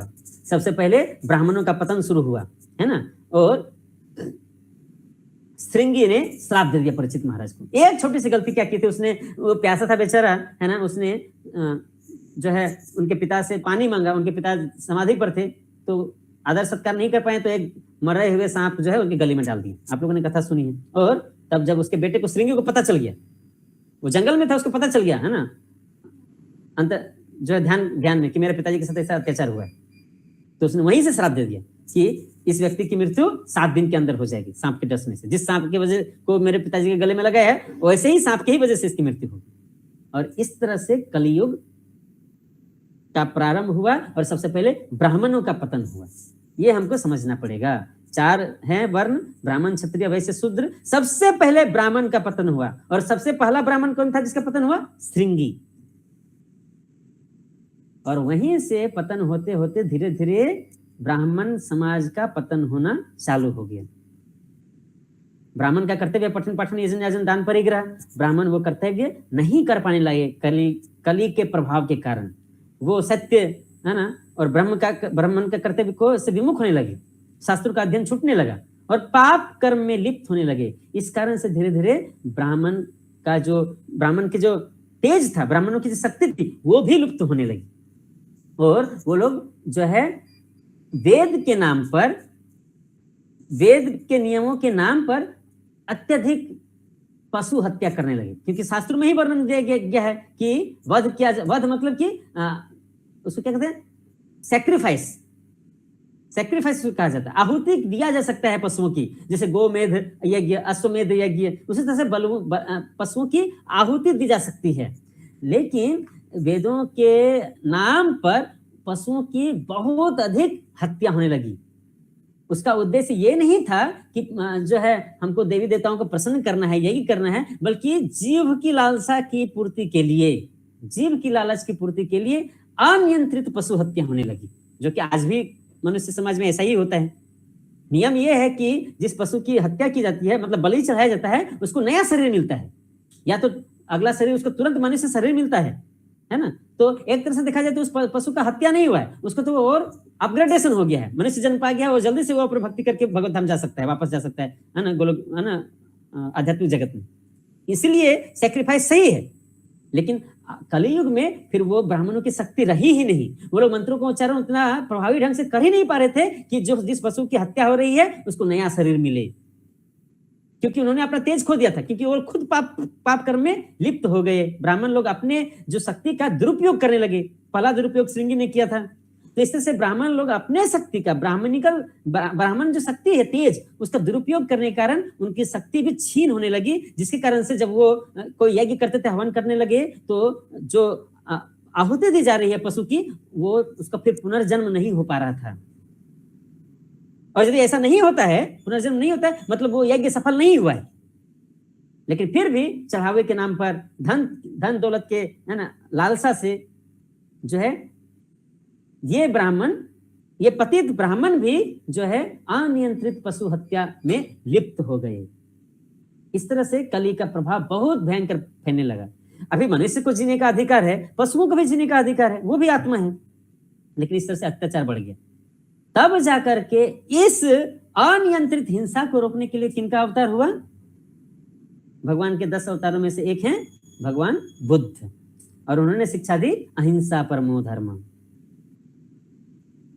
पशु हत्या को बंद करो, तो ब्राह्मण लोग कहने लगे कि क्यों पशु हत्या का हम बंद करें, ये तो शास्त्र में दिया गया है, हम लोग वैदिक नियमों का पालन करते हैं, सनातन धर्म का पालन करते हैं, तो शास्त्र में ही तो पशु का आहुति के बारे में लिखा है, और आप कौन सा पाठ पढ़ा रहे हैं ना। शास्त्र गलत है, वेद गलत है, वेद को मैं नहीं मानता हूं, और वेदों में भगवान के बारे में लिखा हुआ है, मैं भी भगवान को भी नहीं मानता हूं। भगवान नहीं होते हैं, शास्त्र गलत है, केवल एक ही धर्म है, वह क्या है, अहिंसा परम धर्म। देखिए वो स्वयं भगवान के अवतार हैं बुद्ध, लेकिन वो क्या पाठ पढ़ा रहे हैं कि भगवान नहीं होते। उन्होंने ही वेदों का ज्ञान दिया है, लेकिन अभी वो क्या पढ़ा रहे हैं कि वेद में जो दिया है वो गलत है। कैसी विडंबना है, भगवान को अपने ही रची हुई चीजों को नकारना पड़ रहा है। स्वयं भगवान है, लेकिन वो भगवान को नहीं मानते। ये परिस्थिति आ गया कलयुग में, केवल और केवल एकमात्र हिंसा को रोकने के लिए। समझिए, तो भी केवल पशु हिंसा को रोकने के लिए इतना कुछ करना पड़ा, बुद्ध को अवतार लेना पड़ा, है ना। और उनका जो बौद्ध फिलॉसफी है वो क्या कहता है कि मृत्यु के बाद कुछ नहीं होता है, सब कुछ शून्य हो जाता है, सब कुछ शून्य में विलीन हो जाता है। मृत्यु के बाद कुछ नहीं होता, जो होता है इसी जीवन में है। ये पहला चीज। दूसरा, भगवान बोल के कोई नहीं होता है। अरे मृत्यु के बाद पुनर्जन्म होगा तब तो आएगा ना कि भाई अगला जन्म मेरा कैसा होगा, कौन डिसाइड करेगा, तो भगवान हमसे ऊपर होते हैं। भगवान है ही नहीं, और शास्त्र को मैं नहीं मानता, शास्त्र जो है वो गलत है, सत्य नहीं है। एक ही सत्य है, क्या है, अहिंसा। इस तरह का अपना धर्म स्थापना करने पर जो है बौद्ध धर्म की स्थापना, उसका प्रचार प्रसार से हिंसा नियंत्रित हुआ। और हम लोग तो इतिहास जानते हैं कि उनके सबसे बड़े शिष्यों में से एक कौन थे, चक्रवर्ती सम्राट अशोक। और इसका इतिहास हमको इतिहास के पन्नों में भी मिलता है, यहाँ तक कि जब हम लोग स्कूल में जो इतिहास पढ़ते हैं उसमें भी चक्रवर्ती सम्राट अशोक के बारे में लिखा हुआ है, जो कि भगवान बुद्ध के एक शिष्य बन गए। पहले वो सनातन धर्म में थे, हिंदू धर्म में थे, लेकिन बाद में बुद्ध की शिक्षा से प्रभावित होकर के उन्होंने बौद्ध धर्म को अपना लिया। और वो अशोक जो थे वो चक्रवर्ती सम्राट थे, पूरे विश्व के राजा थे वो सम्राट। और चूंकि वो बुद्ध बन गए, इसीलिए उस समय पूरे विश्व में, है ना, ये बौद्ध धर्म का प्रसार हो गया। और उससे क्या हुआ, लेकिन एक तो चीज अच्छा हुआ कि हिंसा खत्म हो गया, लेकिन दूसरा चीज क्या हुआ, लोग भगवान को नहीं मानने लगे, भगवान का पूजा पाठ, भगवान की भक्ति बंद हो गई, शास्त्र को लोग नहीं मानने लगे। तो भाई एक चीज अच्छा करने के चक्कर में तो बहुत चीज खराब भी हो गया। अहिंसा हो गया, अहिंसा को लोग मानने लगे, ठीक है, लेकिन लोग भगवान को पूजा पाठ करना बंद कर दिया, मंदिरों में पूजा पाठ होना बंद हो गया, विग्रह पूजा बंद हो गया, यज्ञ आहुति सब नहीं करना है, सब बेकार है सब। तो सनातन धर्म कहाँ चला गया, अब देखिए, है ना। सनातन धर्म खराब होने के कारण एक नया धर्म चालू हुआ, बौद्ध धर्म, जिसके वजह से सनातन और भी नीचे चला गया। और वो कराने वाले कौन है, स्वयं भगवान है, जो बुद्ध के रूप में आए। समझिए, ये सब भगवान की लीला से ही हो रही है, उनके ही इच्छा अनुसार, उनकी ही योजना से हो रही है सब चीज। तो फिर से तो अभी तब मतलब बुद्ध का प्रभाव से, बुद्ध की इच्छा के अनुसार, शिक्षा के अनुसार क्या, भगवान होते ही नहीं है। अब जब भगवान की होते ही नहीं है, तो भगवान का दास बनने का मतलब कहाँ है भाई। भगवान ही नहीं है तो भगवान का दासत्व का मतलब ही नहीं रहा। फिर ना बजेगा बांस, ना रहेगा बांस, ना बजेगी बांसुरी। अरे भगवान ही नहीं है तो भगवान का दास क्यों बनना। ये जो दास दास दास की हम लोग शिक्षा कर दे रहे हैं यहाँ पर, तो भगवान ही नहीं है, ठीक है। हरे कृष्ण। प्रभु जी ये शून्यवाद फिलॉसफी क्या है, शून्यवाद? शून्यवाद की मृत्यु के बाद कुछ भी नहीं शेष रहता है। मृत्यु के बाद जो कहते हैं ना अगला जन्म होता है, ऐसा कुछ नहीं होता है, सब कुछ शून्य।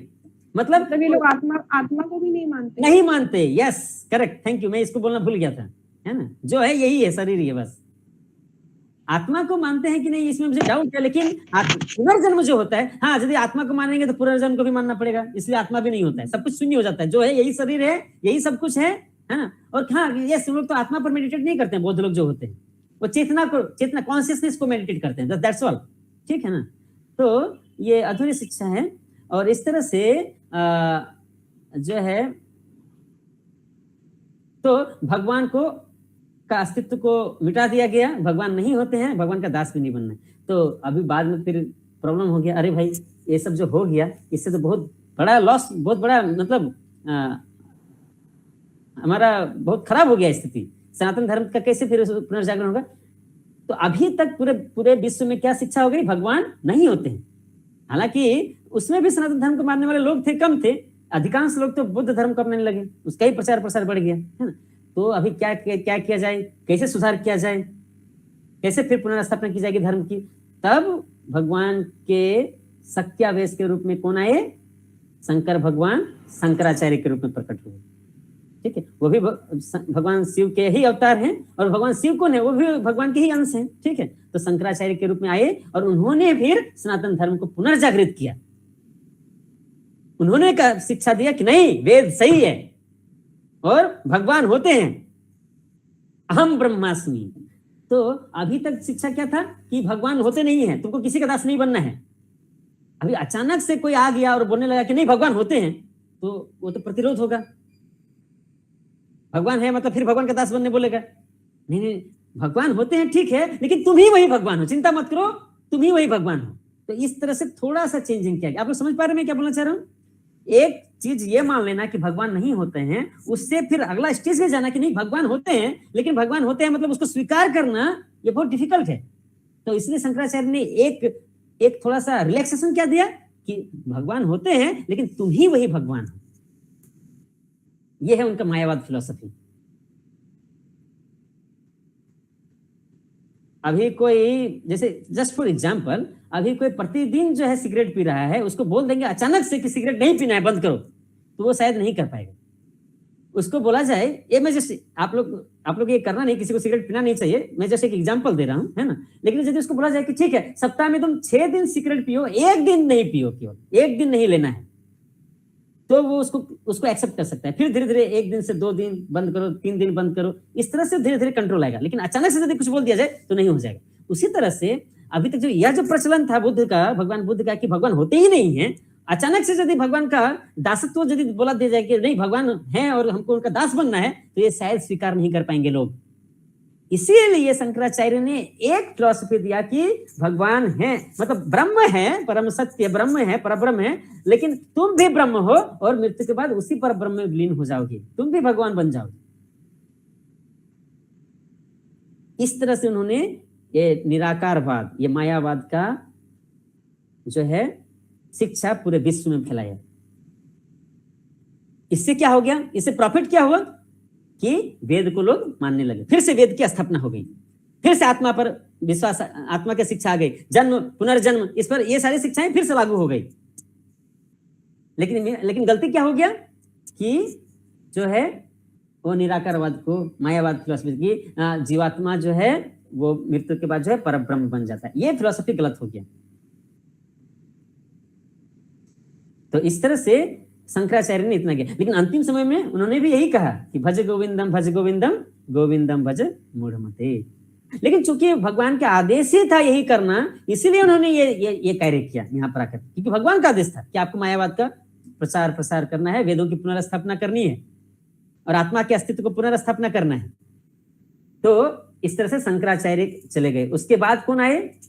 शंकराचार्य ने इस तरह से अद्वैतवाद का शिक्षा दिया। और जब ये हो गया तब नेक्स्ट कौन आए? रामानुजाचार्य। उन्होंने द्वैतवाद का शिक्षा दिया कि नहीं, अभी तक देखिए, अभी तक जमाना बदल गया, वर्षों बीत गए, तो लोगों ने स्वीकार कर लिया कि भगवान होते हैं, लोगों ने स्वीकार कर लिया कि वेद सही है। तब एक महापुरुष फिर आते हैं रामानुजाचार्य, और कौन है? स्वयं लक्ष्मण जी हैं। लक्ष्मण क्या अवतार है? और वो बताते हैं कि नहीं, जीवात्मा और भगवान कभी एक नहीं हो सकता, जीवात्मा और भगवान अलग है, यह है द्वैतवाद। और जीवात्मा जो है भगवान का दास है, वो भगवान की कभी बराबरी नहीं कर सकता, वो कभी भगवान नहीं हो सकता। इस तरह से उन्होंने ये द्वैतवाद की शिक्षा दी। और रामानुजाचार्य ने फिर से भक्ति मार्ग को स्थापित किया। और जो ये हम श्री संप्रदाय देख रहे हैं, ये उनके ही शासन काल में जो है, यानी कि उनके ही समय पर यह श्री संप्रदाय जो है पूरे विश्व में फैला। और यह भक्ति जो आंदोलन है पूरे विश्व में, पूरे संसार में प्रचार प्रसार हुआ, है ना। तो इस तरह से भक्ति मार्ग जो है, भक्ति, भगवान की भक्ति, भगवान का दासत्व, ये पूरे समाज में, पूरे विश्व में इसकी शिक्षा फैल गई। इसके बाद फिर कौन आए? रामानुजाचार्य के बाद माधवाचार्य आए। और वो कौन है? स्वयं हनुमान के पवन पुत्र के, हनुमान के अवतार हैं। और उन्होंने फिर इसी द्वैतवाद को और स्ट्रांगली उन्होंने एस्टेब्लिश किया। तो रामानुजाचार्य ने जो संप्रदाय स्थापना की वो है श्री संप्रदाय, और माधवाचार्य ने जो संप्रदाय स्थापना की, स्थापना नहीं की, ऐसा नहीं करना चाहिए, जो प्रोमिनेंट आचार्य हैं रामानुजाचार्य, और उसी तरह से माधवाचार्य जिस संप्रदाय में थे ब्रह्म माधव संप्रदाय, उनकी उन्होंने स्थापना की। और विग्रह पूजा, भगवान का द्वैतवाद को लेकर के चलना, इस तरह से उन्होंने भी इस भक्ति मार्ग को और अधिक प्रचार प्रसार किया। और अंतिम में कौन आए? भगवान श्री चैतन्य महाप्रभु, जो सभी के शिक्षाओं का सामंजस्य स्थापित करके एक बहुत ही अच्छी कंक्लूसिव शिक्षा दिए। वो क्या है? अचिंत्य भेदाभेद तत्व, कि परिमाणात्मक रूप से जीवात्मा और परमात्मा अलग है, क्वांटिटेटिवली आत्मा और परमात्मा अलग है। आत्मा अणु है और परमात्मा विभु है, यानी कि आत्मा बहुत छोटा है, तुच्छ है, लेकिन परमात्मा बहुत विराट है, बहुत बड़े हैं। और क्वालिटेटिवली, गुणात्मक रूप से आत्मा और परमात्मा एक है। वो कैसे? आत्मा और परमात्मा दोनों का गुण क्या है? सच्चिदानंद। तो इस तरह से शंकराचार्य ने जो कहा था कि है ना, ईश्वर और जीवात्मा एक है, वो किस रूप में एक है? गुण की दृष्टि से, गुणात्मक रूप से एक है।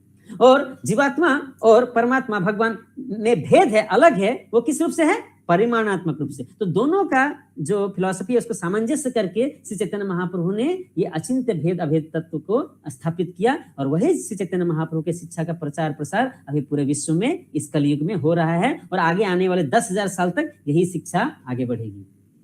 और अभी तक तो लक्ष्मण ने अवतार लिया था, शिव जी ने अवतार लिया था, हनुमान जी ने अवतार लिया, लेकिन अभी श्री चैतन्य महाप्रभु कौन है? स्वयं कृष्ण है। और वो स्वयं जो है अपनी शिक्षा का पुनर्स्थापना करने के लिए यहाँ पर आए हैं। और उनकी ही, और वो इस युग के युग अवतार भी हैं। जो इस युग का युग धर्म है हरिनाम संकीर्तन, हरे कृष्णा कृष्ण कृष्ण हरे हरे, हरे राम राम राम हरे हरे, इस युग का युग धर्म का भी स्थापना करने के लिए हैं। वो इस युग का युगावतार भी हैं, स्वयं श्री कृष्ण है। तो इस तरह से हम देखते हैं कि जो सनातन धर्म है ना, जो है अपनी गलती की ही वजह से ये बौद्ध धर्म प्रकट हुआ, फिर धीरे धीरे जो है सही रास्ता में चल रहा है। और इसी बीच में जो है, इसी बीच में तरह तरह के परिवर्तन होते हुए इस्लाम भी प्रकट हो गया, मुसलमान धर्म भी आ गया, इधर से ईसाई धर्म भी आ गया, सिख धर्म भी आ गया। तो ये सब जो धर्म आए हैं, इसमें ईसाई धर्म की स्थापना जीसस क्राइस्ट ने की। उन्होंने स्वयं कहा कि मैं भगवान नहीं हूं, मैं भगवान का पुत्र हूं। उसी तरह से गुरु नानक देव आए, उन्होंने अपने धर्म की स्थापना कर दी, है ना। और मोहम्मद आए, उन्होंने अपने धर्म की स्थापना कर दी। क्यों ऐसा हुआ? कहीं ना कहीं दोष सनातन धर्म का ही है, क्योंकि सनातन धर्म चूंकि सही रास्ता में नहीं चल रहा था, इसीलिए डेविएशन हो गया। अगर सनातन धर्म सब कुछ ठीक ठाक रहता तो फिर इतना डेविएशन नहीं होता। जो भी हो, ये सब भगवान की ही योजनाएं हैं, लीलाएं हैं। और भगवान की ये भी योजना है कि फिर से एक बार सनातन धर्म की पुनर्स्थापना होगी पूरे विश्व में। तो ये जो भविष्यवाणी है श्री चैतन्य महाप्रभु की, भारत भूमि पृथ्वी ते आच्छादित नगरादि ग्राम सर्वत्र प्रचार हुई मोर नाम, ये होगा पूरे विश्व में, फिर से सनातन धर्म स्थापित होगा, है ना। और ये 10,000 साल तक चलेगा। हम लोग शिला प्रपात की शिक्षाओं में पढ़ते हैं कि ये जो चैतन्य महाप्रभु का आंदोलन है, ये 10,000 साल तक रहेगा, उनके जन्म से लेकर के 10,000 साल तक रहेगा। इस 10,000 साल के समय को स्वर्णिम युग कहा जाता है। मतलब इतिहास में, शास्त्रों में ऐसा कहा गया है कि कलयुग में भी एक ऐसा समय रहेगा कि वो सतयुग के जैसा रहेगा। और वो कौन सा समय है? यही चैतन्य महाप्रभु का समय है, उनके जन्म से लेकर के 10,000 साल तक। ये सतयुग में भी, कलयुग में भी सतयुग का जैसा समय रहेगा। और ये पार हो जाने के बाद भयंकर कलयुग चालू होगा। फिर देखिए, श्री कृष्ण भगवान के अप्रकट होने के बाद 5,000 साल के बाद चैतन्य महाप्रभु इस धरती पर आए, रफली 5,000 ईयर्स। और उनका जो आंदोलन है वो 10,000 साल तक चलेगा, यानी कि 15,000 साल। तो ऐसा भी कहा जाता है, ये युग संध्या कहा जाता है। एक युग से जब दूसरा युग में जाते हैं, द्वापर युग से जब कलयुग में जा रहे हैं, तो बीच में जो टाइम पीरियड है उसको युग संध्या कहा जाता है। तो श्री कृष्ण भगवान के अंतर्धान होने के बाद कलयुग स्टार्ट होना है, तो बीच में 15,000 साल का युग संध्या है। और इसके बाद युग संध्या मतलब क्या होता है? देखिए, संध्या होता है ना, हम लोग 3 बार गायत्री करते हैं, जो ब्राह्मण इनिशिएटेड हैं 3 बार त्रिसंध्या गायत्री, है ना। यस्य प्रसाद यशस्त्री संध्यम, 3 बार गुरु को याद करना है। त्रिसंध्या मतलब वो जब टाइम शिफ्ट होता है, सुबह से लेकर, अभी सुबह है, सुबह से दिन का समय आया, तो वो एक, है ना, यानी कि रात्रि से सुबह का समय एक संध्या हुआ। सुबह में, दोपहर से शाम का समय पर ये दूसरा संध्या, शाम से रात का कन्वर्सन। तो सुबह का 6 बजे एक संध्या कहा जाता है, दोपहर का 12 बजे एक संध्या कहा जाता है, और शाम का 6 बजे एक संध्या कहा जाता है, क्योंकि उसमें फेज चेंज हो रहा है, समय परिवर्तन हो रहा है, तो त्रिसंध्या कहा जाता है। उसी तरह से ये जो संध्या है 15,000 साल का, इसको 3 भाग में डिवाइड किया गया है, त्रिसंध्या, 5,000 5,000 5,000। तो पहला संध्या, ये जो संध्या है इसमें पहला 5,000 के बाद चैतन्य महाप्रभु आए, और दोनों बाकी जो 5,000 है उसी में चैतन्य महाप्रभु का ये जो आंदोलन है, भक्ति आंदोलन, पूरे विश्व में फैलेगा। तो चाहे हिंदू, मुस्लिम, सिख, ईसाई सभी को इसको अपनाएंगे। तो ये जो शंकराचार्य का जो ये अपना एक रोल है मायावाद का शिक्षा जो उन्होंने दिया, तो इसलिए हमको समझना चाहिए। जब हम ओवरऑल पिक्चर को समझते हैं तब हमको समझ में आता है कि हमको ज्यादा घबराने की बात नहीं है और ज्यादा कंफ्यूज नहीं होना है। अल्टीमेटली जो सही है, जो सत्य है, वो है सनातन धर्म, और वो है भक्ति आंदोलन। भक्ति की जो शिक्षा है वही सत्य है। इस तरह से हम जब इसको कंप्लीटली समझने का, तो ये हो गया अधूरा ज्ञान नहीं हुआ, ये हो गया complete knowledge. Otherwise half knowledge very dangerous, क्योंकि अभी भी बहुत सारे लोग हैं जो शिव जी की पूजा करते हैं, और जब शिव जी स्वयं शंकराचार्य का अवतार लेके आए हैं तो बहुत सारे फॉलोअर्स हैं शिव जी के भी। तो कैसे सामंजस्य स्थापित करेंगे? भगवत गीता, हमारी जो ये भगवत गीता है, श्रील प्रभुपाद ने जो शिक्षा दिया है, चैतन्य महाप्रभु की शिक्षा, इसमें पूरा सामंजस्य स्थापित होता है। तो हमको इसको स्वीकार करना चाहिए। ठीक है, तो ये जो 2 पैराग्राफ है, इसको कृपया इसको पढ़ के कंप्लीट कर दीजिए, तो हम लोग कथा आज क्लास को विराम देंगे। कौन पढ़ रहे थे? मैं पढ़ रही थी। यस माता जी, पढ़िए प्लीज। अतुल प्रभु शेयर कर सकते हैं प्लीज। नहीं ना, इस सिद्धांत का समर्थन हो पाता है कि बद्ध अवस्था में ही हम अस्तित्व का चिंतन करते हैं। यहाँ पर कृष्ण स्पष्ट कहते हैं कि भगवान तथा अन्यों का अस्तित्व भविष्य में ही अक्षुण्ण रहेगा, जिसकी पुष्टि उपनिषदों द्वारा भी होती है। कृष्ण का यह कथन प्रामाणिक है क्योंकि कृष्ण मायावश नहीं है।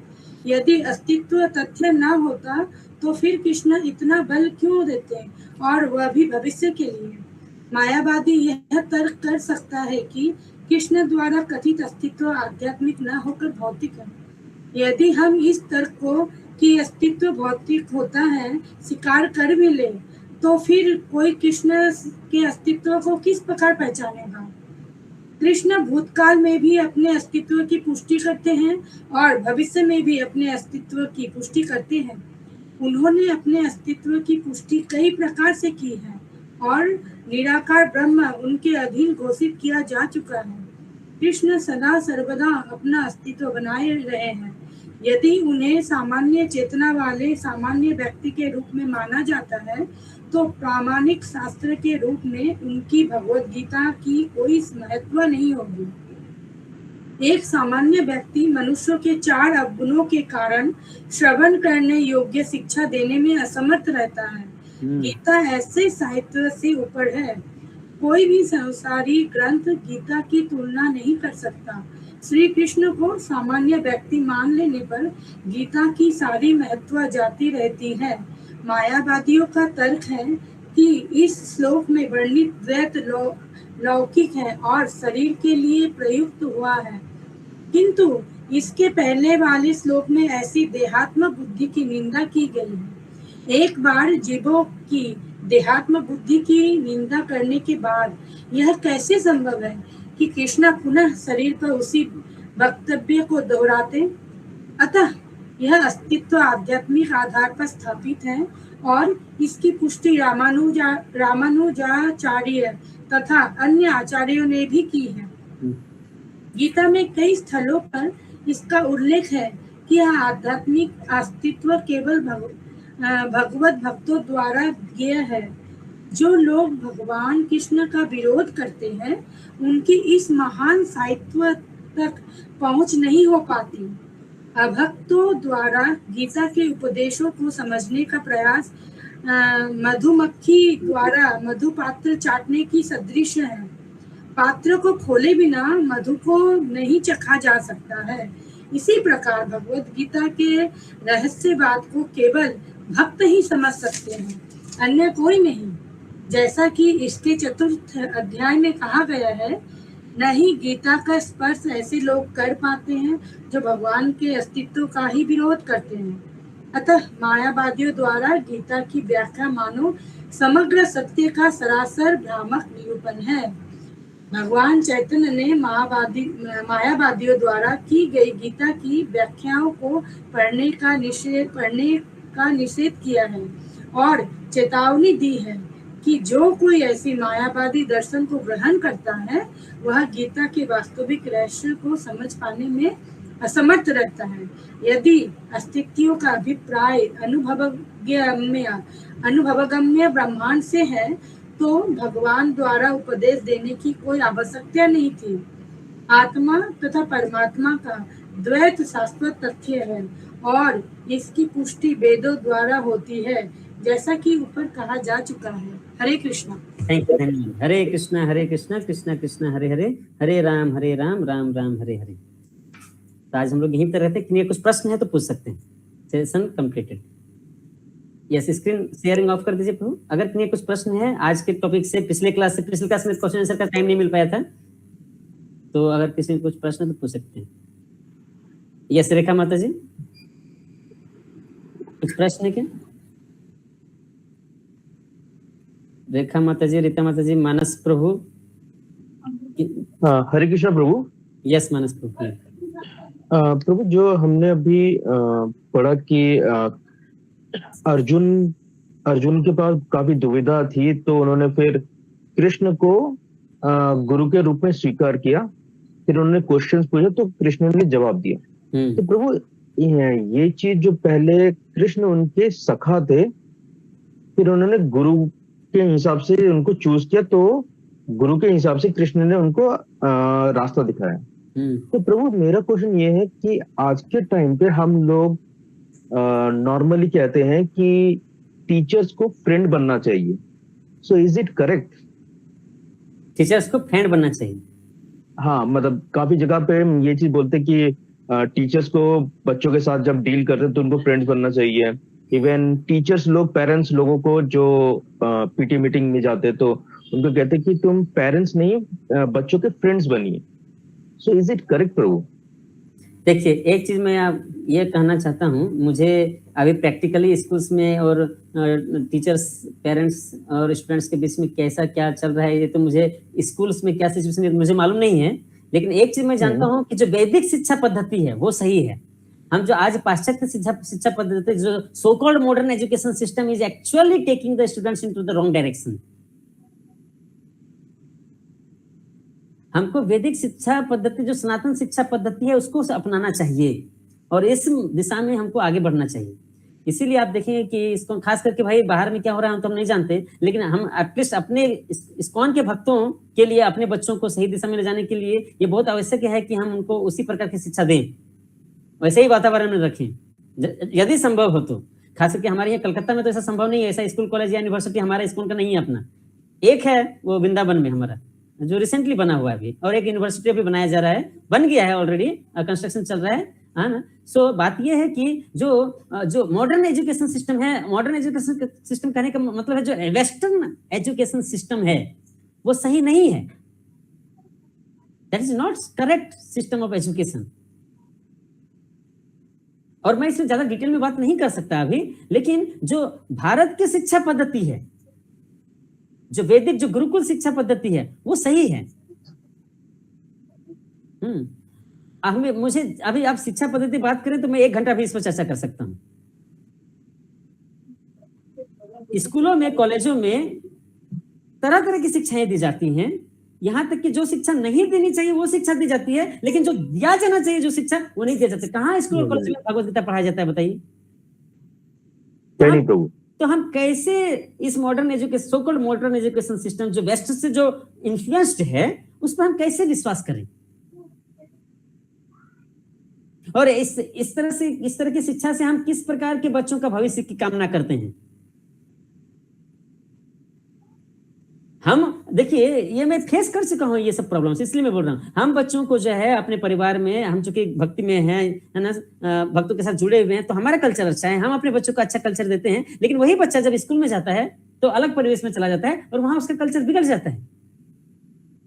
मैं जब तक घर में था तब तक सब कुछ ठीक ठाक था, लेकिन जब मैं कॉलेज ज्वाइन किया है ना, NIT जमशेदपुर बीटेक, उस समय मैंने सबसे खराब स्थिति देखी बच्चों की, स्टूडेंट्स की क्या होती है। सारा गलत कार्य हॉस्टल में हो रहे हैं, meat eating, gambling, intoxication, illicit sex, ये सारे चीजें, गंदी चीजें हॉस्टल्स में होती हैं। क्या मैं सही बोल रहा हूँ कि गलत बोल रहा हूँ? आप लोग मेरे से ज्यादा अच्छे तरह से जानते हैं। Agree Prabhu. And what is this education system?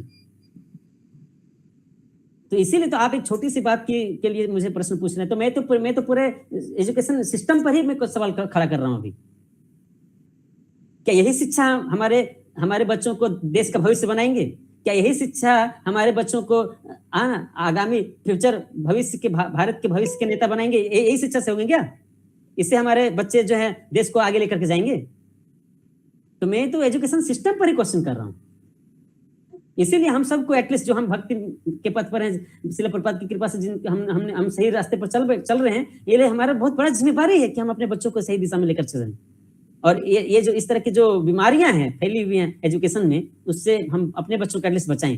पूरे समाज को कितना सही दिशा में लेकर जा सकते हैं, इसका तो मैं नहीं कुछ कह सकता, लेकिन एटलीस्ट हम अपने परिवार के बच्चों को सही दिशा में लेकर चलें, उनको बचा के रखें, ये बहुत जरूरी है। जो बच्चा कभी भी सिगरेट नहीं पीता है, जो बच्चा कभी भी शराब नहीं पिया, वो हॉस्टल में जाने के बाद 1 महीने के अंदर सिगरेट पीना और शराब पीना चालू कर देता है, पोर्नोग्राफी देखता है और अपना जीवन बर्बाद करता है। ऐसा बच्चा अगर अच्छा इंजीनियर बन भी जाएगा, अच्छा जॉब लग भी जाएगा, तो उस पैसे से क्या करेगा, उसका क्या गारंटी है? और वो क्या सही दिशा में जाएगा आगे चल करके, है ना? और ये केवल एक कॉलेज की बात नहीं है, ये हर कॉलेज में ऐसा ही होता है, चाहे वो इंजीनियरिंग कॉलेज हो, चाहे मेडिकल हो, चाहे कुछ भी हो, सब जगह यही प्रॉब्लम है। तो और मैं क्या आंसर दूं बताइए? अब आप सभी को सॉल्यूशन लाना होगा, है ना? आप सभी को मिल करके, है ना, एक अच्छे समाज का निर्माण करना है जिससे बच्चों को उज्जवल भविष्य हो सके। Hare Krishna. Thank you so much प्रभु। हरे कृष्ण। ये more of like social question हो गया। आपको टॉपिक से कुछ क्वेश्चन है तो पूछ सकते हैं, ये सारे प्रश्न उत्तर तो बहुत सारा हो सकता है, इसका कोई लिमिटेशन नहीं है। अच्छा, और कोई प्रश्न है क्या? Any comments? कोई कुछ बोलना चाहते हैं? हरे कृष्ण प्रभु जी। Yes ma'am. मेरा एक प्रश्न है, आपने बोला था ना शंकराचार्य आने के बाद श्री संप्रदाय आया। नहीं, शंकराचार्य जी ने शंकर संप्रदाय का स्थापना किया, मायावाद संप्रदाय का स्थापना किया। रामानुजाचार्य ने जो है श्री संप्रदाय को और बहुत फैलाया फिर उन्होंने। यस। और माधवाचार्य ने कौन सा संप्रदाय? माधव संप्रदाय। हम लोग का जो माधव संप्रदाय, वो जो है आप देखेंगे ना, उड़पी मठ है जहाँ पर उड़पी कृष्ण का विग्रह का पूजा होता है, वो माधवाचार्य के द्वारा स्थापित संप्रदाय है। वो भी जो है वैष्णव संप्रदाय ही है। और हमारा जो वैष्णव संप्रदाय है, ब्रह्म माधव गौड़ीय संप्रदाय, वो भी उसी संप्रदाय में से आ रहा है। ब्रह्म माधव 4 संप्रदाय में से एक माधव संप्रदाय है, तो ब्रह्म माधव संप्रदाय, उसी में हम भी आते हैं, ब्रह्म माधव गौड़ीय संप्रदाय। गौड़िया उसमें वर्ड यूज हो गया, क्यों? क्योंकि बाद में उसी में श्री चैतन्य महाप्रभु उसी परंपरा में आए, तो ब्रह्मा माधव फिर गौड़िया यानी कि चैतन्य महाप्रभु उसमें ऐड हो गए। ठीक है, ओके। हरे कृष्णा प्रभु जी, धन्यवाद, प्रणाम। अच्छा प्रभु जी, मेरा एक बार समझ में नहीं आया, जैसे भगवान कहते हैं कि मेरा भक्तों का कभी पुनर्जन्म नहीं होता है, तो फिर अर्जुन तो उनके भक्ति है, और भी कई जन जो उनके भक्ति, उनका मृत्यु लोक में फिर कैसे आते हैं? वो लोग भौतिक दुख क्यों भोगते हैं? नहीं, यही तो मैं शुरू में समझाया, क्लास में जब इंट्रोडक्शन में ही हमने समझाया कि भगवान जो है भक्त के माध्यम से हम लोगों को शिक्षा देना चाह रहे हैं। अर्जुन जो है भगवान का शुद्ध भक्त है, उसके अंदर कोई गलती नहीं है, लेकिन अभी वो भगवान की इच्छा से ही माया में मोहित हो गया है, ताकि उसके माध्यम से भगवत गीता का प्रकटीकरण हो सके। वो तो मृत्यु लोक में तो आया ना प्रभु जी, मृत्यु लोक में उसको आना पड़ा। जब भगवान तो मृत्यु लोक वो आया है, तो कष्ट भोगने के लिए नहीं आया है, वो हम सबको शिक्षा देने के लिए आया है। भगवान अर्जुन और जो 5 पांडव है, वो जो है नित्य मुक्त है। ऐसा नहीं समझे कि वो अपने पूर्व जन्मों के पाप कर्मों के कारण जो है इस धरती पर प्रकट हुए, ऐसा नहीं है। वो भगवान की इच्छा से इस धरती पर प्रकट हुए। मैं जो हूँ वो अपने पूर्व जन्मों के पाप कर्मों के कारण इस भौतिक जगत में बार बार पुनर्जन्म ले रहा हूँ, लेकिन अर्जुन या फिर और 5 पांडवों के साथ ऐसा नहीं है। वो भगवान के शुद्ध भक्त हैं। देखिए, अब आप ये भी तो बोल सकते हैं कि भगवान कृष्ण आए तो देवकी और वासुदेव क्यों आए? यानी कि वो भी जो है, वो उन्होंने क्या पाप कर्म किया था? नंद और यशोदा ने क्या पाप कर्म किया था? ब्रजवासियों ने, गोपियों ने, उन्होंने कभी कोई पाप कर्म नहीं किया। पाप कर्म की वजह से लोग नहीं, अरे वो लोग तो भगवान के नित्य परिकर हैं। तो भगवान जहां भी अवतार लेते हैं उनके साथ साथ हो जाते हैं। ठीक है, हरे कृष्ण प्रभु जी, लीला करने के लिए आते हैं सब साथ। Yes, thank you. Hare Krishna. Hare Krishna प्रभु जी। रामानुजाचार्य किनके अवतार है एक्चुअली? लक्ष्मण, राम अनुज, नाम से ही पता चलता है, राम अनुज, यानी कि राम के अनुज है। हाँ, ओके प्रभु जी। Yes. हरे कृष्ण प्रभु जी, शंकराचार्य रुद्र संप्रदाय तो शंकराचार्य का नहीं। देखिए ये चार जो संप्रदाय हैं, ये वैष्णव संप्रदाय हैं। ये सब बहुत कंफ्यूजन मत रहना भाई। एक 4 संप्रदाय क्या क्या है, पहले हमको बताइए। 4 वैष्णव संप्रदाय क्या क्या हैं, कौन बताएंगे? हाँ ठीक है, बताइए। हाँ यस, प्रियंका माता जी बताइए। एक जन बताइए, कंफ्यूजन नहीं हो। एक है ब्रह्म माधव गौड़ी संप्रदाय, ब्रह्म माधव है रुद्र संप्रदाय, श्री संप्रदाय और कुमार संप्रदाय। हाँ, ये 4 संप्रदाय हैं। तो ये 4 वैष्णव संप्रदाय हैं। ब्रह्म माधव गौड़ीय संप्रदाय कहाँ से आ रहा है? ब्रह्मा जी को कृष्ण भगवान ने जो ज्ञान दिया, उससे जो परंपरा स्टार्ट हुआ, उसको कहते हैं ब्रह्म माधव संप्रदाय। उसके जो प्रोमिनेंट आचार्य हैं, सबसे पावरफुल आचार्य हैं, वो जो है माधवाचार्य हैं। दूसरा संप्रदाय है श्री संप्रदाय। भगवान श्री कृष्ण ने ये जो वेदों का ज्ञान किनको दिया? श्री यानी कि लक्ष्मी जी को दिया, और लक्ष्मी जी से जो परंपरा आ रही है, उसको कहते हैं श्री संप्रदाय। और उसमें जो मोस्ट प्रोमिनेंट आचार्य हैं अभी के, वो हैं रामानुजाचार्य। तीसरा संप्रदाय है रुद्र संप्रदाय। भगवान श्री कृष्ण ने यही वेदों का ज्ञान, आध्यात्मिक ज्ञान शिव जी को दिया, और शिव जी से जो परंपरा आ रही है, उसको कहा गया है रुद्र संप्रदाय। और ब्रह्मा जी ने और भगवान श्री कृष्ण ने यही ज्ञान जो है, वेदों का ज्ञान, आध्यात्मिक ज्ञान, चतुर्थ कुमारों को दिया, सनक, सनातन, सनंदन, सनत कुमार। तो ये 4 कुमारों से जो परंपरा बना, उसको क्या कहते हैं? कुमार संप्रदाय। और इस कुमार संप्रदाय में सबसे जो मोस्ट प्रोमिनेंट आचार्य हैं, वो हैं निम्बार्काचार्य। और एक छूट गया, जो रुद्र संप्रदाय में जो इस कलयुग में जो मोस्ट प्रोमिनेंट आचार्य हैं, वो हैं विष्णु स्वामी। तो चारों संप्रदाय में एक बहुत ही पावरफुल आचार्य आए हैं, जिन्होंने इस परंपरा को और फैलाया है। लेकिन अभी के समय में जो सबसे अधिक ज्यादा तेजी से जो फैल रहा है, वो है ब्रह्म माधव संप्रदाय, क्योंकि उसमें भगवान स्वयं श्री चैतन्य महाप्रभु के रूप में आए हैं। हालांकि चारों वैष्णव संप्रदाय हैं। तो जो शिव जी से जो संप्रदाय आया है, वो है रुद्र संप्रदाय। लेकिन शंकराचार्य उसमें नहीं है, क्योंकि शंकराचार्य ने तो वैष्णव शिक्षा नहीं दी, उन्होंने तो मायावाद शिक्षा दिया। तो शंकराचार्य से जो परंपरा निकला, उसको कहा गया है शंकर संप्रदाय या मायावाद संप्रदाय। वो वैष्णव संप्रदाय नहीं है, वो अलग 5वां संप्रदाय मान के चलिए कि है ही अलग संप्रदाय, जो कि जिसमें भक्ति की शिक्षा नहीं है, जिसमें वैष्णव धर्म की शिक्षा नहीं है, वो मायावाद की शिक्षा है। ठीक है माता जी, क्लियर है आपको? रिंकू माता जी, ठीक है, ओके, थैंक यू। और किन्हीं कुछ प्रश्न है? Any comments? आप लोग को सब समझ में आ रहा है जो कुछ हम लोग चर्चा कर रहे हैं भगवत गीता में? सब लोग आप लोग खुश हैं? तो आप लोग अच्छे से समझ पा रहे हैं? तो आप लोग को क्लास जो है बहुत अटेंटिवली, क्लास बहुत अच्छे से ध्यान पूर्वक सुनना है, ठीक है? और आपको पढ़ना भी है। हालांकि हम लोग यहाँ भी पढ़ाई कर रहे हैं, ऐसे जनरली इस तरह का हम इस तरह से धीरे धीरे क्लास नहीं होता है। एक्चुअली में एक जो मॉड्यूल कंप्लीट करने का समय है, 1 यूनिट कंप्लीट करने के लिए हम मैक्सिमम 12 क्लास लेते हैं, 12 क्लासेस मैक्सिमम। लेकिन आपका यहाँ सिलेबस में मुझे 20 क्लास दिया गया है, तो अभी इतना धीरे धीरे पढ़ाई, इसीलिए जो है इस तरह से पैराग्राफ वाइज पढ़ाई हो रहा है। अदरवाइज भक्ति शास्त्र में क्या होता है, समराइज किया जाता है एक एक पैराग्राफ को, जो जो इंपॉर्टेंट है उसको ही एक्सप्लेन करते हैं, बाकी सब आपको अपने से पढ़ना है। लेकिन इस बार खास करके अभी तक चैप्टर 1 में, चैप्टर 2 में अभी तक जो हो रहा है, ये हम लोग बहुत डिटेल से चर्चा कर रहे हैं, हर एक लाइन को पढ़ रहे हैं। लेकिन इससे फायदा है आप सभी को, अगर इस तरह से हम यदि अच्छा से पढ़ लेंगे तो कोई कंफ्यूजन नहीं रहेगा। ये सब जो प्रश्न हैं, ये भगवत गीता से पहले के प्रश्न हैं, लेकिन फिर भी हम यहाँ पर चर्चा कर रहे हैं ताकि किसी तरह का कोई कंफ्यूजन ना रहे। मैं आशा करता हूँ कि आप लोग सब कोई समझ पा रहे होंगे सब्जेक्ट मैटर्स को, और इसमें आप लोग इंटरेस्ट ले रहे हैं, आप लोग को अच्छा लग रहा है, और हम लोग और आगे इससे आगे नेक्स्ट क्लास में चर्चा करेंगे। Hare Krishna, thank you very much. जय श्री श्री राधा गोविंद श्रीमन गौरराज की जय, सुभद्र महारानी की जय, जगत की जय। हरे कृष्ण प्रभु जी, प्रभु जी धन्यवाद प्रणाम।